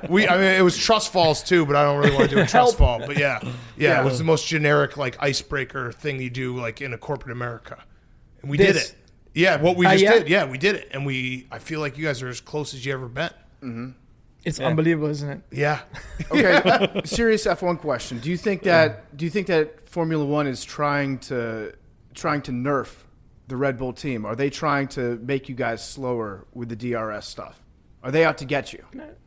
No. Well, no. I think so far it's been all right. I mean, thing is natural, when one team is ahead that people start looking into things. But for the moment, I think it's all right. I mean, we've had it before as well where, other teams have been dominating. And then at one point, of course, there are rule changes and things get upset a bit. But that's how Formula One goes, Yeah. So Miami last year, there was a famous clip because we had one of the guys on the broadcast going around interviewing famous people. He was getting a bunch of them wrong because they were like American sports stars. Have you guys met anyone in America that you didn't know who it was, and then afterwards they're like, hey, that was someone pretty important? Chuck Leclerc. Okay. You know Chuck? Yeah. Charles Leclerc. Yeah. So what you met him? Yeah, Chuck. Chuck. I didn't know who Chuck was. and then I found out it was Charles. But have you guys met like any big time sports stars and stuff? Because it was very funny watching it when he would just go up. I think think he walked past Patrick Mahomes or something. Yeah, he went up to Paulo Banchero, Yeah. the basketball player, and said, "This is Patrick Mahomes." Yeah, and it was like that couldn't be more wrong. Yeah, so has that's the that guy. happened to you guys now that you're getting bigger in America, where you've met someone? I mean, at that time, especially on the grid, you see all these famous and all these cameras, but it's like you are just thinking about tunnel it. vision. Focused, It's yeah. like proper tunnel vision. Yeah. You don't look left or Yeah. right. Yeah. I think it's more or less same for any sport. Like if you are the one who has to play or drive or whatever, like you just pretty focus on what you have to do, especially when it's that crowded. I mean, it would be a bit like before you walk onto the pitch, right? If there are like fans just walking around, Yeah, pretty much. you know, it's a bit weird. Of course, we grew up like that, but at one point when it gets so crowded, you're like, whatever. Yeah, what's just going do your on? thing. We are just busy and focused with our engineer to go through all the things before you even do the start, right? So you're pretty isolated in a way as well. Who is your favorite American? My favorite American. Anyone in this room can be picked too. Anyone in this Tough room? question. Yeah, anyone in There's this room. 300 million of us. Americans in this room? I'm looking around. Okay. Favorite American? I don't know. I don't have a favorite. Daniel Ricciardo.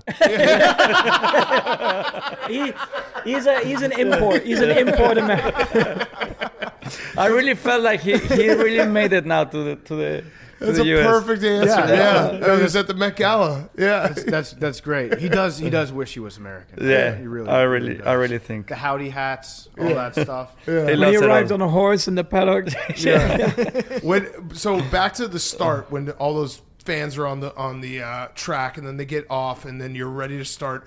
How, like, the seconds before you start, is your mind completely blank? Like, I have to just nail this start, and do you know right away, like, oh, I missed that by a split second, or oh, that was an incredible start, I hit it. At the Yeah, perfect well, you time. feel straight away if it's a good one or a bad one. Really? Yeah. Yeah. Because as soon as you release like the clutch, it's either wheel spin or it just accelerates. You know, Right. so I think last year was okay. Yeah. But Yeah, you had a good. yeah, it was all right. I mean, I'd start P3, but, you know, also on a new track, like it's the first time you're going to do a start into turn one. Like there are a lot of things you don't really know about as well. So, yeah, it's a bit more exciting, I guess. And then what about, like, if you guys, you know, sometimes there'll be crashes, sometimes there'll be things that you think someone else is doing something dangerous to you or vice versa. After the race, do you ever go up and talk to those guys? And You be didn't like, saw the last race, the last sprint race. No. What Okay, happened? you should watch it. Okay. The end of it. Nothing happened. Yeah. Okay. So what happens after that? Do you go and talk to the guy? Yeah. Or- Yeah, it depends, of course, how bad, or if you really want to say something or question, yeah. Yeah. He had a word with one of the other drivers Okay. after the race, And is it like but it doesn't get like, because in NASCAR, like they they properly fight? They fist fight. Yeah. they properly fight. Yeah. I'm in the With wrong fo- sport. Yeah. Would you like to fight other drivers? No, honestly, I'm joking. Yeah, Because, yeah. if I'm going to say that, it's going to be all over the... Yeah. No, but I mean, No, we- sometimes, of course, you see that in NASCAR, right? They're a bit more, you know... Yeah. It's not allowed. I mean, even if you grab someone like that, you get already 2 days of homework. Yeah. Yeah. I've done that already, so... Yeah. So they measure everything that happens on the track. They measure everything about the car. They measure everything about drivers' reaction time. There's so much that you have to look through. Is there ever, like, how do you sort what's important to pay attention to and what needs to be improved versus all the other numbers and data that's coming at you that doesn't really make a difference to you on a day-to-day basis? You go on this one, man. Can you repeat that one? It seems like they measure everything about, like, everything's tracked Yeah. in every single Yeah. race that you do. But that's like too much information for you to No, have I to... think sorry, I got the question. Yeah. I think at the end of the day, we have so much information to look through with the engineers and so on. You know, we have information about the gearbox, about the engine, about the tires, about the brakes.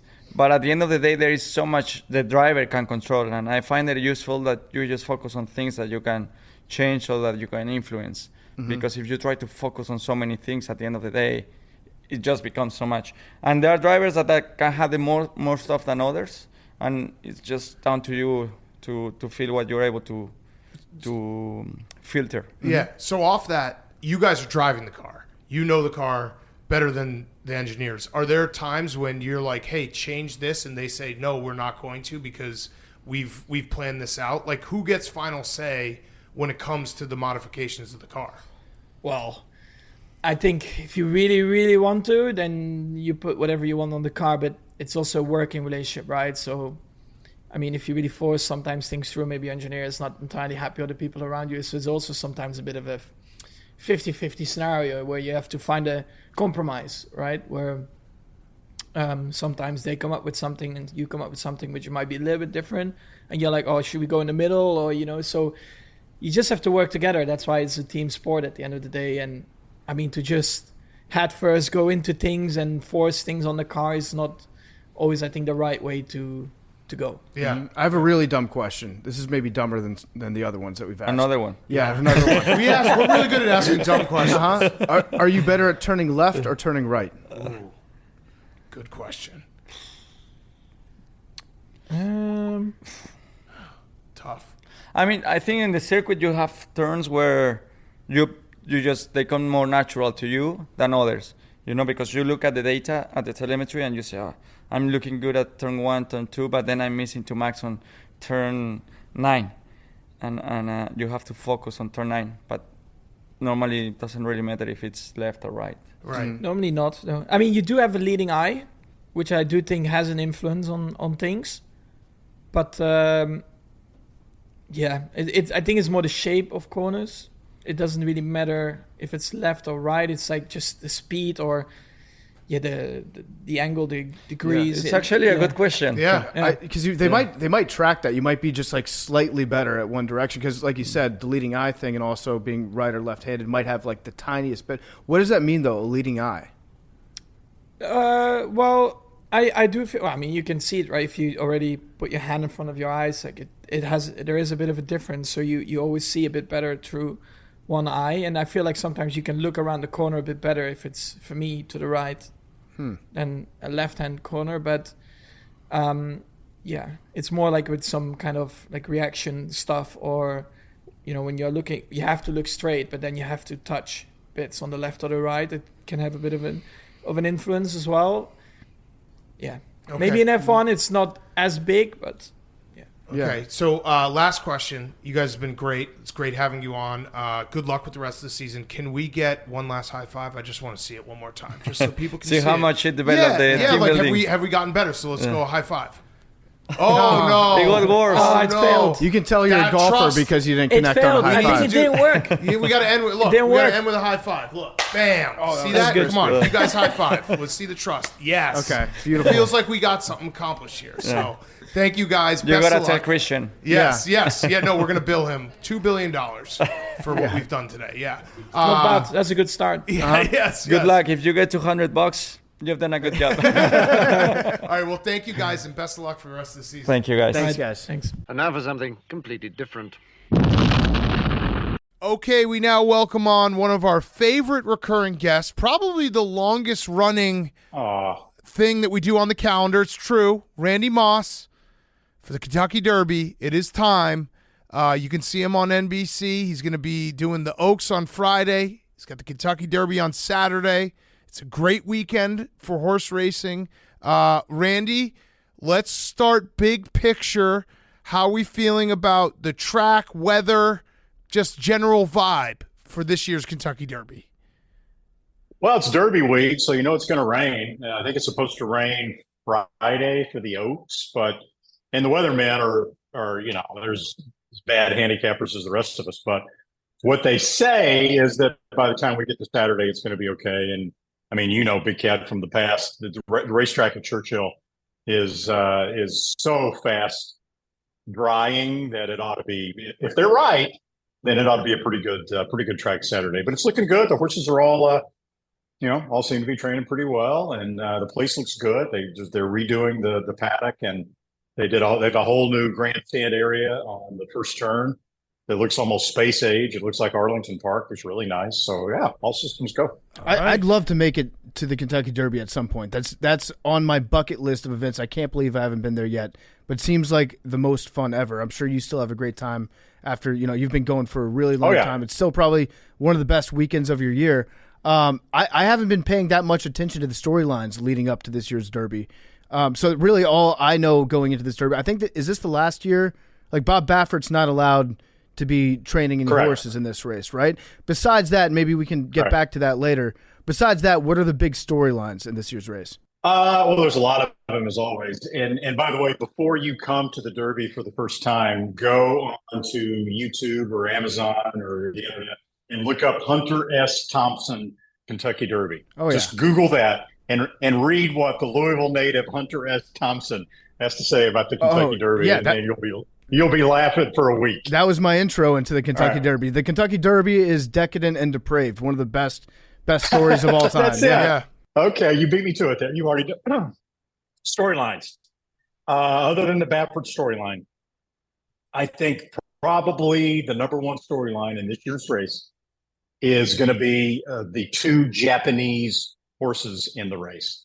Because Japanese horses, guys, are absolutely kicking ass worldwide. It's happened in Saudi Arabia, where they dominate. It's happened in Dubai, where this year in the UAE Derby, they ran 1, 2, 3, 4. They won the Dubai World Cup. The number one rated horse in the world is a Japanese turf horse. They won at the Breeders' Cup here the last time they had runners. They had 2 winners, including one that looked like she had absolutely no chance at all. They've won in Australia. Wherever they go, the Japanese horses right now they look like the best horses in the world. And it got to the point that in the Santa Anita Derby this year, they shipped a horse from Japan that ran at a B-level racetrack in Japan, a horse called Mandarin Hero. And he got beat that far in the Santa Anita Derby. So there are 2 horses in the Japanese horses in the Derby this year. One of them is my pick to win the Derby. He's probably going to be 7, 8, 9, 10 to 1. His name is Derma Sotogake. Mm-hmm. And in my eyes, not only do you have the Japanese dominance right now, but to me, he looks like the fastest horse in the race. So I think it's, keep it simple, stupid, right? Yep. Yeah. So, and I think you said it last year, maybe it was a private conversation, but the Japanese horse racing has had a boom recently. But isn't it, and I may have this wrong, but it all goes back to, is it Seattle Slew? What was the horse that basically was the start? The come of that horse, for lack of a better term, was the start of all these Japanese horses, and now they're generations down the line, and it's all starting to become this like huge thing. Yeah, you got the right storyline. The horse was Sunday Silence. That's right. Who won the Kentucky Derby and the Preakness and the Breeders' Cup Classic in 1989 when he retired to stud. None of the American breeders were excited about him at all. They didn't really want to breed to him. So the owner of the horse, Arthur Hancock from Kentucky, got this fantastic offer from the Japanese, and he needed the money to save the farm. The farm was in some financial difficulty because there was an economic downturn. So he sold Sunday Silence against really his best wishes to the Japanese. And Sunday Silence became one of, if not the most influential sires in the world. And almost all of these Japanese horses, including the 2 that we'll see in the Derby, trace back in their pedigree 2, 3 generations back to Sunday Silence. He's been the bedrock of this Japanese resurgence in horse racing. Yeah, it's fascinating that it all goes back to Sunday Silence. Yeah. Do the horses care about time zones? Do you have to get the Japanese horses in ahead of time? Because I mean, if you just ship a horse over from Japan, I have to imagine like it is halfway around the world. Day is night, night is day. Yeah. That's the only conceivable drawback to this horse running in the Kentucky Derby and his chances to win is travel. That's what people will cite if they say they don't like Derma Sotogake, because he went obviously from Japan to Saudi Arabia, and he ran in the big Saudi race for 3-year-olds. And then he went from Saudi to Dubai, which is just a puddle jump. And he won the UAE Derby by 5.5 lengths or something like that. And then from Dubai to the United States. But he's been here for quite a while. He's had a chance to acclimate in the flesh. He looks great. Hasn't lost any weight. His workouts have been really good. Really nice looking horse. And so, I'm going to try not to get too deep into the weeds on the travel and just trust the Japanese, because they certainly know, they've proven that they know how to travel with their horses and succeed. Yeah. So Sotogate, which will probably take some money because of what you said, Japanese horses, the UA Derby, everything. Forte is the favorite, 3-1 right now. Where do you think the price is going to land with the favorite? Is it going to be a horse that is is Forte a horse that is that much better than everyone else, that everyone's going to wake up and the casual bettors are going to get in on it? Or is this something that maybe it goes, maybe 3-1, it goes 4-1? Yeah, I think the latter. I think it goes 7-2, 4-1. There's not a lot of love right now from some of the big bettors out there for Forte. And it's not just because he's the favorite and they're trying to beat the favorite. He's the most accomplished horse in the race. He was the 2-year-old champion last year. He won the Breeders' Cup Juvenile. He's only been beaten once in his career. But his win last time out in the Florida Derby was not visually the type of race that you would like to see if you're going to bet a Kentucky Derby favorite. It looked like it left, to me and a lot of people, it left a lot to be desired. Yeah. So I think Forte is definitely a favorite to try to take a stand against. And another reason to like the Japanese horse is that the American 3-year-olds this year, they're okay. I wouldn't say they're bad, but it's a pretty average group right now on paper. I think we ask this question every year, but who's the wild card horse? Like the Draymond Green of horses that will, liable to freak out, maybe cause a ruckus when they first get started, but ultimately could be a horse that could make some noise. Tappet Trice is his name. Okay. And he's actually going to be the second favorite in the race, but he comes from the same barn as Forte. Todd Pletcher's the trainer. Tappet Trice is a horse that's got just a world of talent, but he doesn't like the starting gate. He breaks slowly from the starting gate in most all of his races. He doesn't like to run inside of horses. He gets kind of claustrophobic. When horses start to come over on him, he kind of freaks out a little bit. He doesn't necessarily like dirt hitting him in the face, and he's in a 20-horse field. It's tough business to be in. He doesn't. He's not the kind of horse that can get stopped in traffic and then pick it right back up again. It takes him a while. He's like a locomotive that, when he gets rolling, he can really roll. But it takes him a while to get going, and he's not a stop and start kind of horse to go through traffic.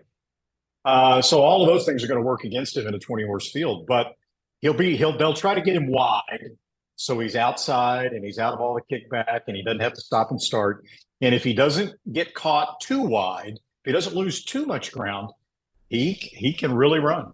So this race feels like won't be one of those Kentucky Derbies where this pace is insane right to start. Who does that favor? Right. So, it's going to be a little bit slower to start, not one of those ones where it's like, holy shit, they're going so fast. Which horses in the field does that favor, knowing that the pace probably won't be blistering right out of the gate? Number one on the top of that list is Derma Sotogake, who went wire to wire in the UAE Derby, but he doesn't have to be in front. It was the only time in his life he's ever actually gone to the early lead. So he's versatile. He's adaptable. He can go either way. But he'll be really close. The other horse is a horse called Verifying, who didn't get the best draw. He's in post position number 2, but he's got some early speed as well. Those are the two horses I think that are going to be favored the most, it looks like, by what the pace is going to be. And with the Japanese horse, guys, the one thing I'm worried about, the main thing I'm worried about, and I don't ordinarily put a whole lot of stock in the jockeys, because when you get to the Kentucky Derby, this level, the jockeys, there's not a lot of difference between your Irad Ortizes and, your Flavian Pratts, and you can just pick them out of a hat. It really doesn't make much difference. But Derma Sotogake is ridden by a Frenchman named Christophe Lemaire, who has relocated to Japan, and he's one of the leading riders in Japan. Not all that familiar with American dirt racing. And last year, he had him out in the Kentucky Derby on another Japanese horse called Crown Pride, who was also the UAE Derby winner. Didn't look as good as Derma Sotogake, but he wasn't a bad horse. He left the starting gate like he was in a quarter horse race. Christophe Lemaire was almost in a drive out of the starting gate. And he hooked up with another foreign jockey on a horse called Summer is Tomorrow. And they went the first quarter mile in a sprint time, 21 3/5 seconds. It was the fastest opening quarter mile in the history of the Kentucky Derby. So hopefully Christophe Lemaire has learned something from his last year's mount in the Kentucky Derby, which was his last American dirt race, by the way. And he won't ride Dermasotogake the same way that he rode Crown Pride. Fingers crossed. So speaking of that, last year's race obviously was a memorable one because of Rich Strike at 80-1. You know how gambling works. People will take that from last year and be like, well, it's going to happen again. Let's find the long shot on the board. So Yeah. I'm not saying it's going to happen again, but if you had to pick a horse that was 30-1 or more that has, hey, this could be another magical ride, which horse would it be? Probably a horse named Hit Show, who was second in the Wood Memorial. The Wood Memorial is not going to get a lot of love because it's a race that's really kind of fallen on hard times as a effective Kentucky Derby prep race. This year was kind of a slow running as well. It's kind of messy race, 3 horses at the wire together, bumping and grinding. But Hit Show, I think, is going to get a little bit overlooked because of that. He's trained by Brad Cox. He's got 4 horses in the Derby. Brad's one of the very best trainers in the business. He's on a real roll right now. And I think Hit Show would be the most likely, big long shot to win. And now he's not 80-1 like Rich Strike. Yeah, and now Hit Show's on the rail, and we've learned that the gate has changed. They changed the gate a few years ago. Has it made the rail a lot better? Has it changed it to a point where the rail is not something people should be afraid of like years past the Kentucky Derby? First of all, my opinion, and it happens to be a minority opinion, but I can back it up with statistics. The rail was never as bad as people like to make it out to be. Okay. And as a matter of fact, if you go back 30 years in the Kentucky Derby, on average, horses breaking from the number 1 post position outran their odds. Now, there were certain horses who, with the running style, that could be disadvantaged by having the rail, but most of the time, racing on the inside is the shortest way around, and it actually could benefit a horse. But yes, one of the big disadvantages in the old way, in the old starting gate at Churchill Downs, they used 2 starting gates, right? They didn't have one huge 20-horse starting gate. They had 2 14-horse gates that they sort of put end to end, or maybe a 14 and a 10, I think it was. And as a result, the horse that broke from the rail, in order to fit both gates onto the racetrack, when they left the gate, the horse was looking right into the bend of the rail as it turned down the stretch. So the jockeys would have to maneuver out around that bend in the rail, and it could cause some issues. Now with the new starting gate at Churchill Downs, it's a 1 20-horse gate, so it's not as wide, and the number 1 post position no longer has that disadvantage. They can run a straight line and not have to worry about it. Interesting. All right, so back to Bob Baffert. It's his last year suspended from the Kentucky Derby, but he's in litigation, right? So he's kind of like taking his time on this. Maybe I'm not well read enough on the story, but the way I've read it is that he's kind of extended his own issues with the Derby by taking this whole thing to court and exhausting all of his legal options. But is this the last year that he will be suspended from the Derby? Yes, this is the last year that Baffert will be suspended from the Derby. Look, there is certainly no love lost between Churchill Downs and Bob Baffert. And as soon as they handed down a 2-year suspension, it was guaranteed, or 2-year ban, it was guaranteed that there was going to be no love lost between them. Baffert has fought everything in court that he could possibly fight. And so far, even in the cases that it looked like he might have a chance, to at least get, some sort of relief, he's been shot down every time by the Kentucky court system. It's gotten to the point where if you go to Bob's old barn at Churchill Downs, which used to be covered with signs, about Bob's previous 6 Derby winners, and it was like a shrine to the Baffert stable. It was tastefully done, but it was his barn. It was Bob's barn, and it stayed there year round, and it was like a tourist attraction. You can't find any trace of Bob Baffert on the Churchill Downs backstretch. They've pretty much whitewashed Bob Baffert from the history of the Kentucky Derby, at least visually when you come to the track and go to the backside.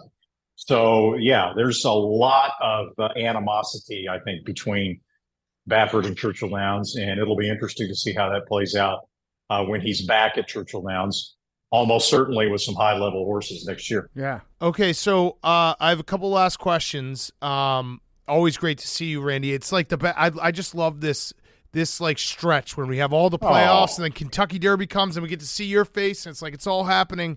All right, I want to talk about the Oaks in a second, but give us one last thing on the Kentucky Derby. I love playing exotics. I love building just ridiculous tickets. What horse should I have added that is like, hey, they might not be there, but they're a great finisher, and if you're trying to hit a try, like you probably want to have them as part of it? If you're looking for a big long shot to throw into the try other than hit show, I would say a horse called Disarm, who's going to be a stretch runner, who's doing really well. There's not a lot of speed in the race on paper, so that's not going to help him. We talked about that. But my exacta right now is Dermis Sotogake and a horse called Verifying. We talked about those two as being the ones that could benefit the most from the pace. And while you're betting, bring a little extra money because the race before the Kentucky Derby, it's a race called the Old Forester Turf Classic. It's 1.1 1/8 on the grass, right? There's a horse in the race called Up to the Mark that I am really excited to bet on. He's trained by Todd Pletcher. Love all of his recent races. He might not even be the favorite, probably be second choice, but he's a horse you can bet on in the race before the Derby, and then maybe you can have a little bit more ammunition, right, when it gets to the Derby race itself. Okay, I like it. Now, what about Oaks? You have a pick for us in the Oaks? It's kind of a bad Oaks, honestly. It really is. It's a pretty lackluster group of horses. To me, it's going to be hard to beat the favorite. The favorite's name is Wet Paint. She's a horse that's won, I think, 3 races in a row, all at Oaklawn Park. Comes from last, which is pretty unusual for a horse to be that consistently a winner on dirt with that kind of running style. 2 of her races have been on wet racetracks. So if the weatherman is right and it rains on Friday, that might even move her up. And there was another horse in the race called South Lawn, one word, who's also really in good form right now. So it's nothing, I'm not telling you anything that a lot of other people couldn't get out of the racing form, but I like a Wet Paint South Lawn exact. Okay. Wet Paint. I feel like that's a name that there has to have been another horse named Wet Paint before, right? Probably. I don't know. I didn't look it up. It's owned by Godolphin. So Godolphin is Sheikh Mohammed, the ruler of Dubai. Yeah. And sometimes he names all these horses like with Arabic names that are hard to pronounce and nobody knows what they actually mean. But Wet Paint. Yeah. For this one. I feel like there should be somebody should be keeping track of that. Make sure that we don't have any duplicate named horses. Yeah. Also, do you know legally? They do. Oh, really? Yeah. Very strict rules about the reuse of names. There has to be a certain waiting period. If a horse is really good and like is standing at stud or a brood mare or major stakes winner, that name gets thrown out and you can't use it anymore. Like there'll never be another Seattle Slew or Affirmed. Yeah. Or Sunday Silence for that matter. So yeah, they keep pretty close tabs on it. Roback question, RHOBACK.com. Use code TAKE for 20% off your first purchase. Q-Zips, polos, hoodies, and shorts. Shorts for the summer. Go to Roback.com. Use promo code TAKE for 20% off your first purchase. Most comfortable clothes out there. The last thing I had, and this is more of a horse racing as a sport in general, and I don't know what you can do. You're a powerful man. Maybe you can talk to someone. I was at the Breeders this past fall. Flightline, I'll say it was the best horse I've ever seen. Was incredible, yeah. And I got to see American Pharoah at the Breeders as well. There should be a rule that you have to race a certain amount of races, because what happened is I think a lot of people tuned in and like just anecdotally, like friends hitting me up being like, this horse is incredible. Why is it not racing anymore? It's like, well, it makes so much more money going to stud than continuing to race. But Flightline was that type of horse that you saw and it took your breath away. And race 4 races? Like every single race was the same thing of like, oh my God, I can't believe how good this horse is. Can we change this? Can we fix this? They have to race again? It's money. You said it. Horses can make way more money, like Flightline, that good. Way more money at stud than they can ever hope to make on the racetrack. It could be changed, Big Cat, but there's only one way to do it. And it would have to be done worldwide, not just in the United States. But it would benefit every country, really. Right. and the breeders would fight it because of the money involved. But here it is, and I've been saying this for years: a rule in the book that says that no horse can race, okay, unless the stallion and the dam were at least 5 years old at the time of conception. Which means horses would have to stay in training throughout their. They couldn't just retire at the end of their 3-year-old year. They would have to stay in training as a 4-year-old. Now with Flightline, It was older. it wouldn't have made a difference with Flightline because he was already 4. He had some, some injuries early in his career and some setbacks that had put him behind schedule, and that's why he only run so few times. So it wouldn't necessarily have resulted in Flightline staying. But there are a lot of really, like American Pharoah, Yeah. a lot of really good horses that get retired after their 3-year-old season because the money is so overwhelming. It's stud. Look at Flightline, right? I think they retired him as stud for a $200,000 stud fee. It's crazy. They could breed Flightline easily, conservatively, to 150 mares. Whoa. Okay, that's $30 million the first year for Flightline. So horses typically have breed 3 different years, really 2, before you see their offspring, and breeders have a chance to look at the babies and see how good they look and all that. So that's a guaranteed $60 million. It's crazy. Before you ever know how good the babies look, and $90 million before you ever see them run. It's nuts. So the money's absurd. It's absurd. Yeah. But the only way to change it would be something like I said. And it would feel like more of a long play if people could get together because, again, it's like people, it's similar to sports. You root for the teams that the players If you have these horses that are exceptional, and if American Pharoah keeps racing after, the breeders after retired, like people will tune in because I know that name. So I don't know. It's a bummer sometimes when you see a horse like that, and like you said, Flightline was already old enough. But when you see a horse like that, you're like, all I want to do is see this horse run again. Like I want to see this horse run and race. Yeah. I don't care about the $30 million just going in someone's pocket. But I know that's not how the world works. You just hit on the single biggest problem in horse racing right now. Yeah.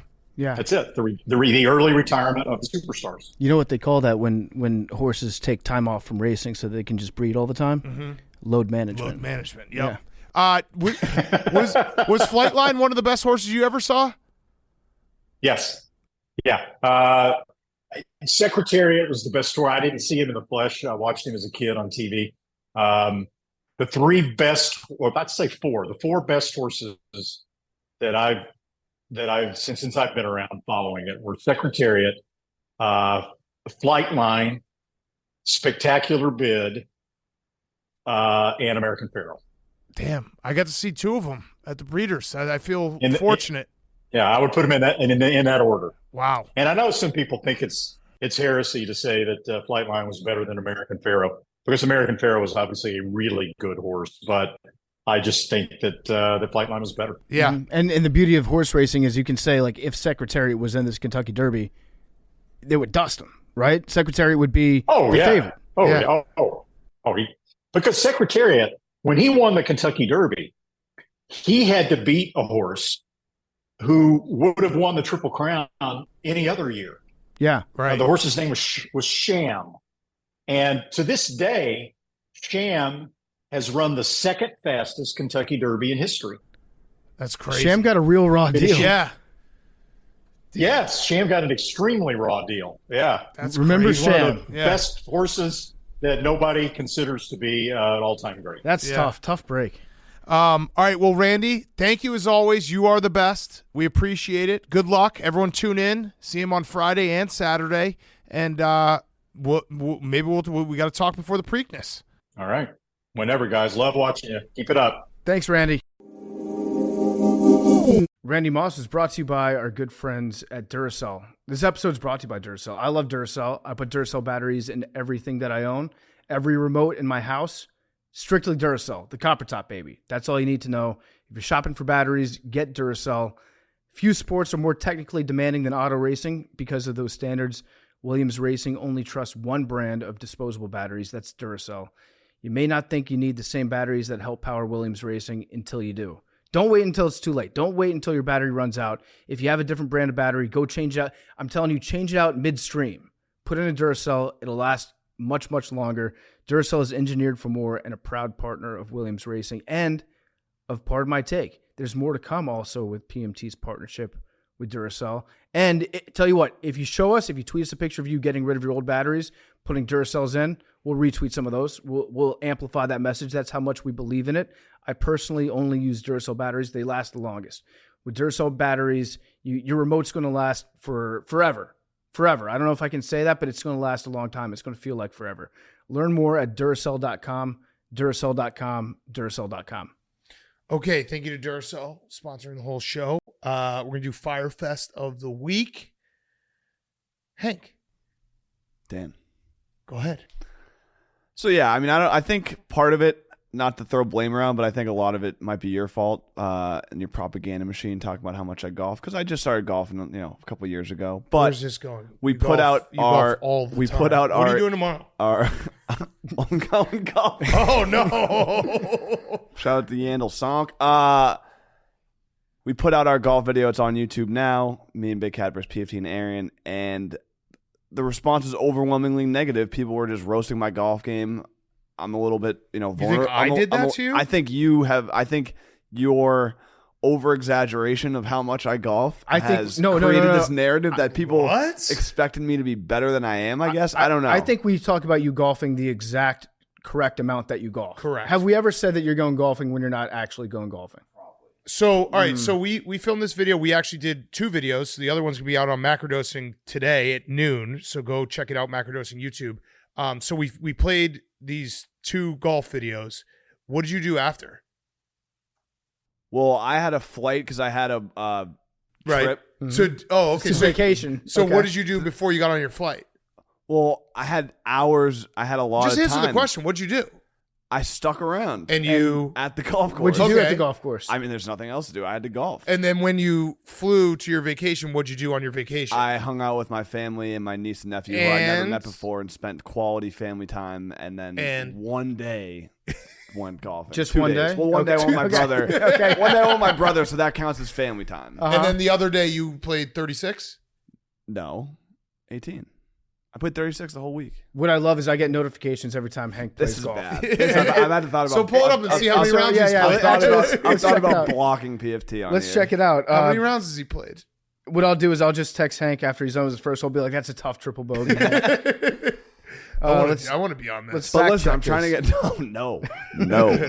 This is like when Dave used to have my Snapchat. And I didn't realize it, and I had to block him on there. In Let's like see. Where do I 2013. even find my friends on this? Okay, here we go. So what's the problem? You golf a lot. You have a 20.5 handicap. Is that good? I think that's decent. That's the thing. I don't think I'm that good at golf. The problem is that everyone is being really mean to me and saying how bad I am at golf when I have never myself said that I am good. Okay, That is my Fyre Fest. That is where this issue lies. Is people I think were expecting unfairly me to be really good at golf, despite the fact that I have never said that I am. Can I myself. throw out just a thought? Yes. Just a thought. I need to golf more to get better. No. You watch a lot of golf videos online. I do. You like watching golf videos. I'm a big fan. Have you ever noticed that golf videos, every person in the comments says, picks apart everyone's swing and says why they're better?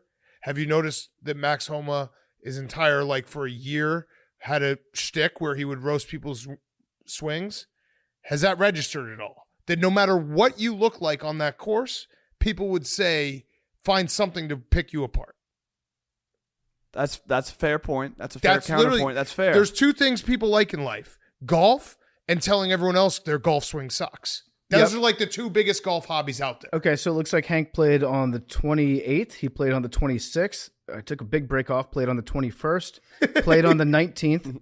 Played on the 17th. Some of these are 9 holes though. Oh, and the 16th. Okay. 16th and 17th. How many holes though? Then the 7th. Okay. And the 6th. Those were the, it looks like you played 36 holes in San Diego. Okay. Not true. And then you played with us in Houston. So you've had a busy month. Nine rounds in April. That's pretty good. Looks about right, yeah. That's a decent amount of golf, I would say. I'd say most people aren't playing 9 rounds in a month. Some of those are 9 holes, so it's really probably 6 total. Whatever. Yeah, All I know is how many times the range? a lot of time with the my vow and my promise to the AWLs is that I am going to put the work in, but so that I can live up to the expectations. But you do realize that's very big of you. If I'm gonna have this narrative that all I do is golf, I might as well golf all the time. You guys, good job, guys. You've done it. You talked Hank into playing more golf. I hope you're happy with yourselves. You could shoot a 72 at Shinnecock like I did, and if it was on video, people would be like, "Wow, you suck. No way did you shoot a 72." No, but the score stands for itself. Right. I get that handicap down. It's all right. The narrative started now. You guys have created this monster, and I'm gonna live it. Do they kick you off the website if you put in fake scores? I don't know how that works. No, I'm gonna become a scratch golfer by the end of the week. Okay, PFT. All right, so my Fyre Fest of the week is something I'd forgotten about until just earlier today. It was a big Future Me thing, and things have been in limbo for a while as different things were being analyzed and okayed through higher ups. But I can say now I am going to be going up in an F-18 next week. Next week? No, not next. No, it's in like 2 weeks. It's in like 2 weeks. Yeah. But it's something that I really never had to actually think about doing until the final process was complete. So my physical came back. I'm built like a shit brick house. They're cool with it. The Navy's fine with it. Obviously, dude. So I could have told you that. I'm going up in a Navy F-18, so I'm going to be hitting the simulator pretty hard over the next couple weeks and get my mind right, get prepared for it. So in case something happens to the pilot, I can take over the 6 and land. Should we take another trip to the Empire State Building? No. It's different. It's different. They were very clear. A crippling fear of heights is not an issue. If I had a fear of like enclosed spaces, if I was claustrophobic, I actually agree with that, because the one time I went skydiving, you're so high up that it's not like heights, because it doesn't seem real. It's scarier when you're skydiving. It's less scary to be jumping out of the plane than it is to be like 300 feet off the ground. Yeah, I would shit myself if I went skydiving. I'm probably going to piss myself in the F-18. Probably. I'm probably going to puke. Probably going to piss. Piss dogs, bro. Piss dogs. The content will probably be funny watching me just get terrified up there. Hell yes. What is this for? It's during a NASCAR race in Poconos. Nice. And there's an air show going on that week. Yeah. So they're sending me up like how they Where is like the Poconos? It sounds like such a cool place. Yeah, South Pacific, I thought. But if you It's go, a great name. I actually had that same problem, because it was like the Catskills and the Poconos kind of like they're kind of same. It feels like the same thing, but they're not. Yeah, and then there's the Finger Lakes. Yep. Urban Meyer's got a house there. Yep. Yeah. I've been on some races in the Finger Lakes. Yeah, I'm gonna be terrified basically nonstop for the next 3 weeks as I anticipate going up in this plane. You got this. But again, I will do some Ghost of Manhattan work and get back to work in the simulator, because I've been forgetting to do that. I'm losing some of my training, and I'm like, you're not actually flying the plane, right? Well, he might. They might let me fly. Might. You never know. If there's a Chinese weather balloon up there, if it flies, it dies. I'm shooting that motherfucker down. Yep. Facts. I don't know if it's gonna have missiles on it. I'll bring my own. My own missile. Yeah. Just right before, just make sure that they have some missiles on it. All right, Max, do you want to do a Fyre Fest? What, memes? Memes has a Fyre Fest? Yeah, memes. Oh no. This is great. Okay, memes. Memes doesn't want to be on camera. Uh-oh. Pop squad. Don't say that. Uh-oh.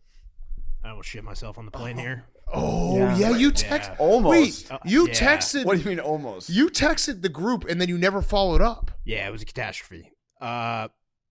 So get on the plane, sit down, take off. Yes, we know how planes work. Immediate pain in my stomach. Okay. I was like, all right, I'm going to have shit at some point. I'll just hold it. Aisle or window? Aisle. Okay. 2 hours into the flight. You held it? Held it. Why? See, I thought I could make it. Built different. Immediate pain. Wait, you thought you could make it to just another toilet that's just as shitty? Yeah. You wanted to make it to a land-based toilet. You wanted to make it to an airport toilet. Yeah. Okay. Get boots on the ground. And I was sitting one seat away from first class. All right, so one seat away from first class, they get all their food. So close, you can taste it. Immediate pain. I get paralyzed pretty much. I was like, this is about to all just come out. I run to the front of the plane. Oh, no. They're like, get out of here. Pretty much. The lady had the cart. She was like, can't go here. Got to go to the back. So I'm speed walking through the entire plane looking around. Hank's passed out in the middle of the aisle. Obviously.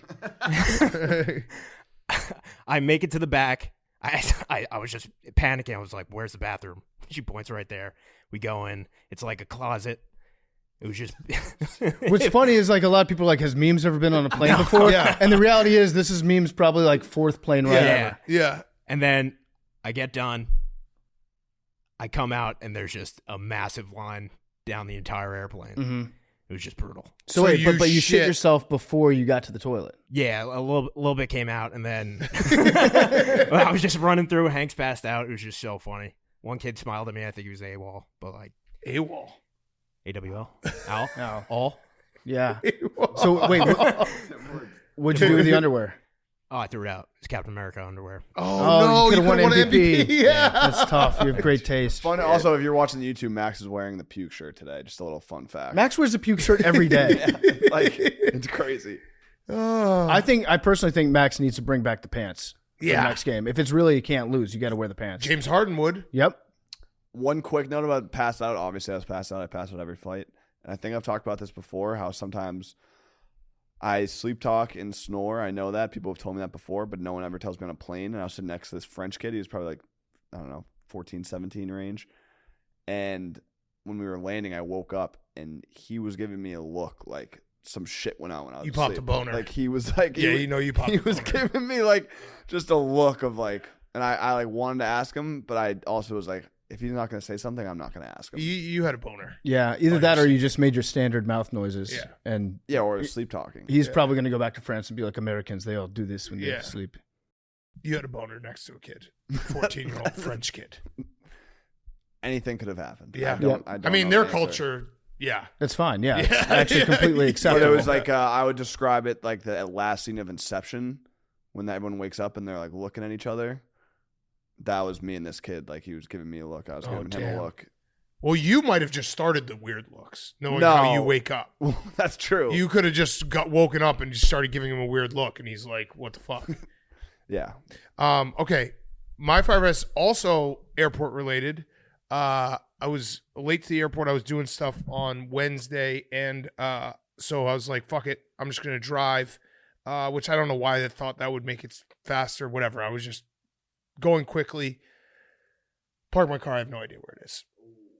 Never took a picture. Oh, at the airport? I just realized as we were talking about all the airport stuff that I have no idea where I Yeah, parked. I text myself. If you Yeah. look at my history of text messages with myself, it's just a series of letters and numbers from various times I've parked. I'm fucked. I'm so fucked. I always take a picture and I just didn't take a picture. Did you park in the? I think I parked in a 24-hour lot, and I'm gonna have to pay like $500. I didn't do But that. I didn't have don't enough think. time, and it No. was like I was pulling in. I was like, I didn't have enough time to like. I was like, I think this is the wrong one, but I didn't have enough time to go find the right one. Right. You know what you do? You go back and you're So like, I think I'm gonna leave on Sunday. It's gonna be egregious. if you go back to the airport, you just tell them that you think your car was stolen. And then using their cameras, they'll be like, no, it wasn't stolen. Here's exactly where it is. Yeah. They'll be able to tell you. Driving to the airport is stupid, but it also is the best because when you get off the plane, you're like, I don't have to try to find a taxi. Wait for a cab. Yeah. Yeah. And actually, it with the Uber prices, actually is pretty much the same price. But yeah, I'm not going to find my car.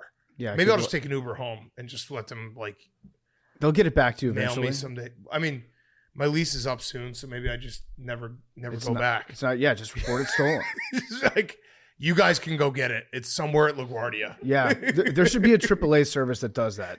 There's probably a chip in your car. Do you have Give them the key and just be like, go and just press the button somewhere in LaGuardia. Do you have OnStar or anything? No, none of that stuff.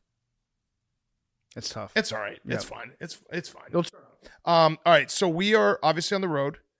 Obviously, you got to watch F1 on Sunday. Root for Logan Sargent. Root for Williams Racing. We are going to FaceTime Jack McCarthy, who is Jack McGuire. Jack McGuire. Let me get Jack Mac. From the studio, he's going to do the lottery ball for us. He's in the office working Viva hours. Did you see that you're allowed to bet on the actual draft lottery this year? You can bet on the ping pong balls. Hank, any hot tips? Bulls. I like that. That would be sick. I'm going Spurs. All right, I got to screen record this too so that we can put it in the YouTube. Jack. All right. Go to the studio. Perfect. Hank, have you ever gotten this? No. All right. Numbers. 17. You didn't say it. 99. You paused. How can you know that this is coming every single show that we ever record? I gave you the. No, you didn't. I gave you No, the you time. didn't. Yeah, there was a time. It was a much bigger gap than usual. Jack, you get to guess too. Okay. What do you want? 73. 73 memes. 1. Max. 20. 20. All right. So what's your guess, Hank? 6? Hank guessed 6. Okay. There we go. Keep it right on there. Yep.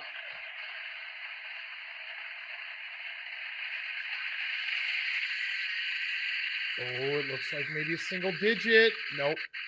It is 62. 62. Getting closer, Hank. All right. almost said Thank you, 26. Jack. That We would've been appreciate bad. it. Yep. All right. See ya. You didn't want to win that one anyways. No, you didn't want to On the road. You didn't Asterisk. want to win that one. That would have been fun. That would've been if you bubble. did. But you wouldn't have because it's the lottery machine. So Right. you'll never win it. Right. What if I get 17 before you?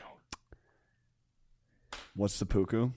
Yeah, we've had this conversation before. Same as the Lakers Sixers finals.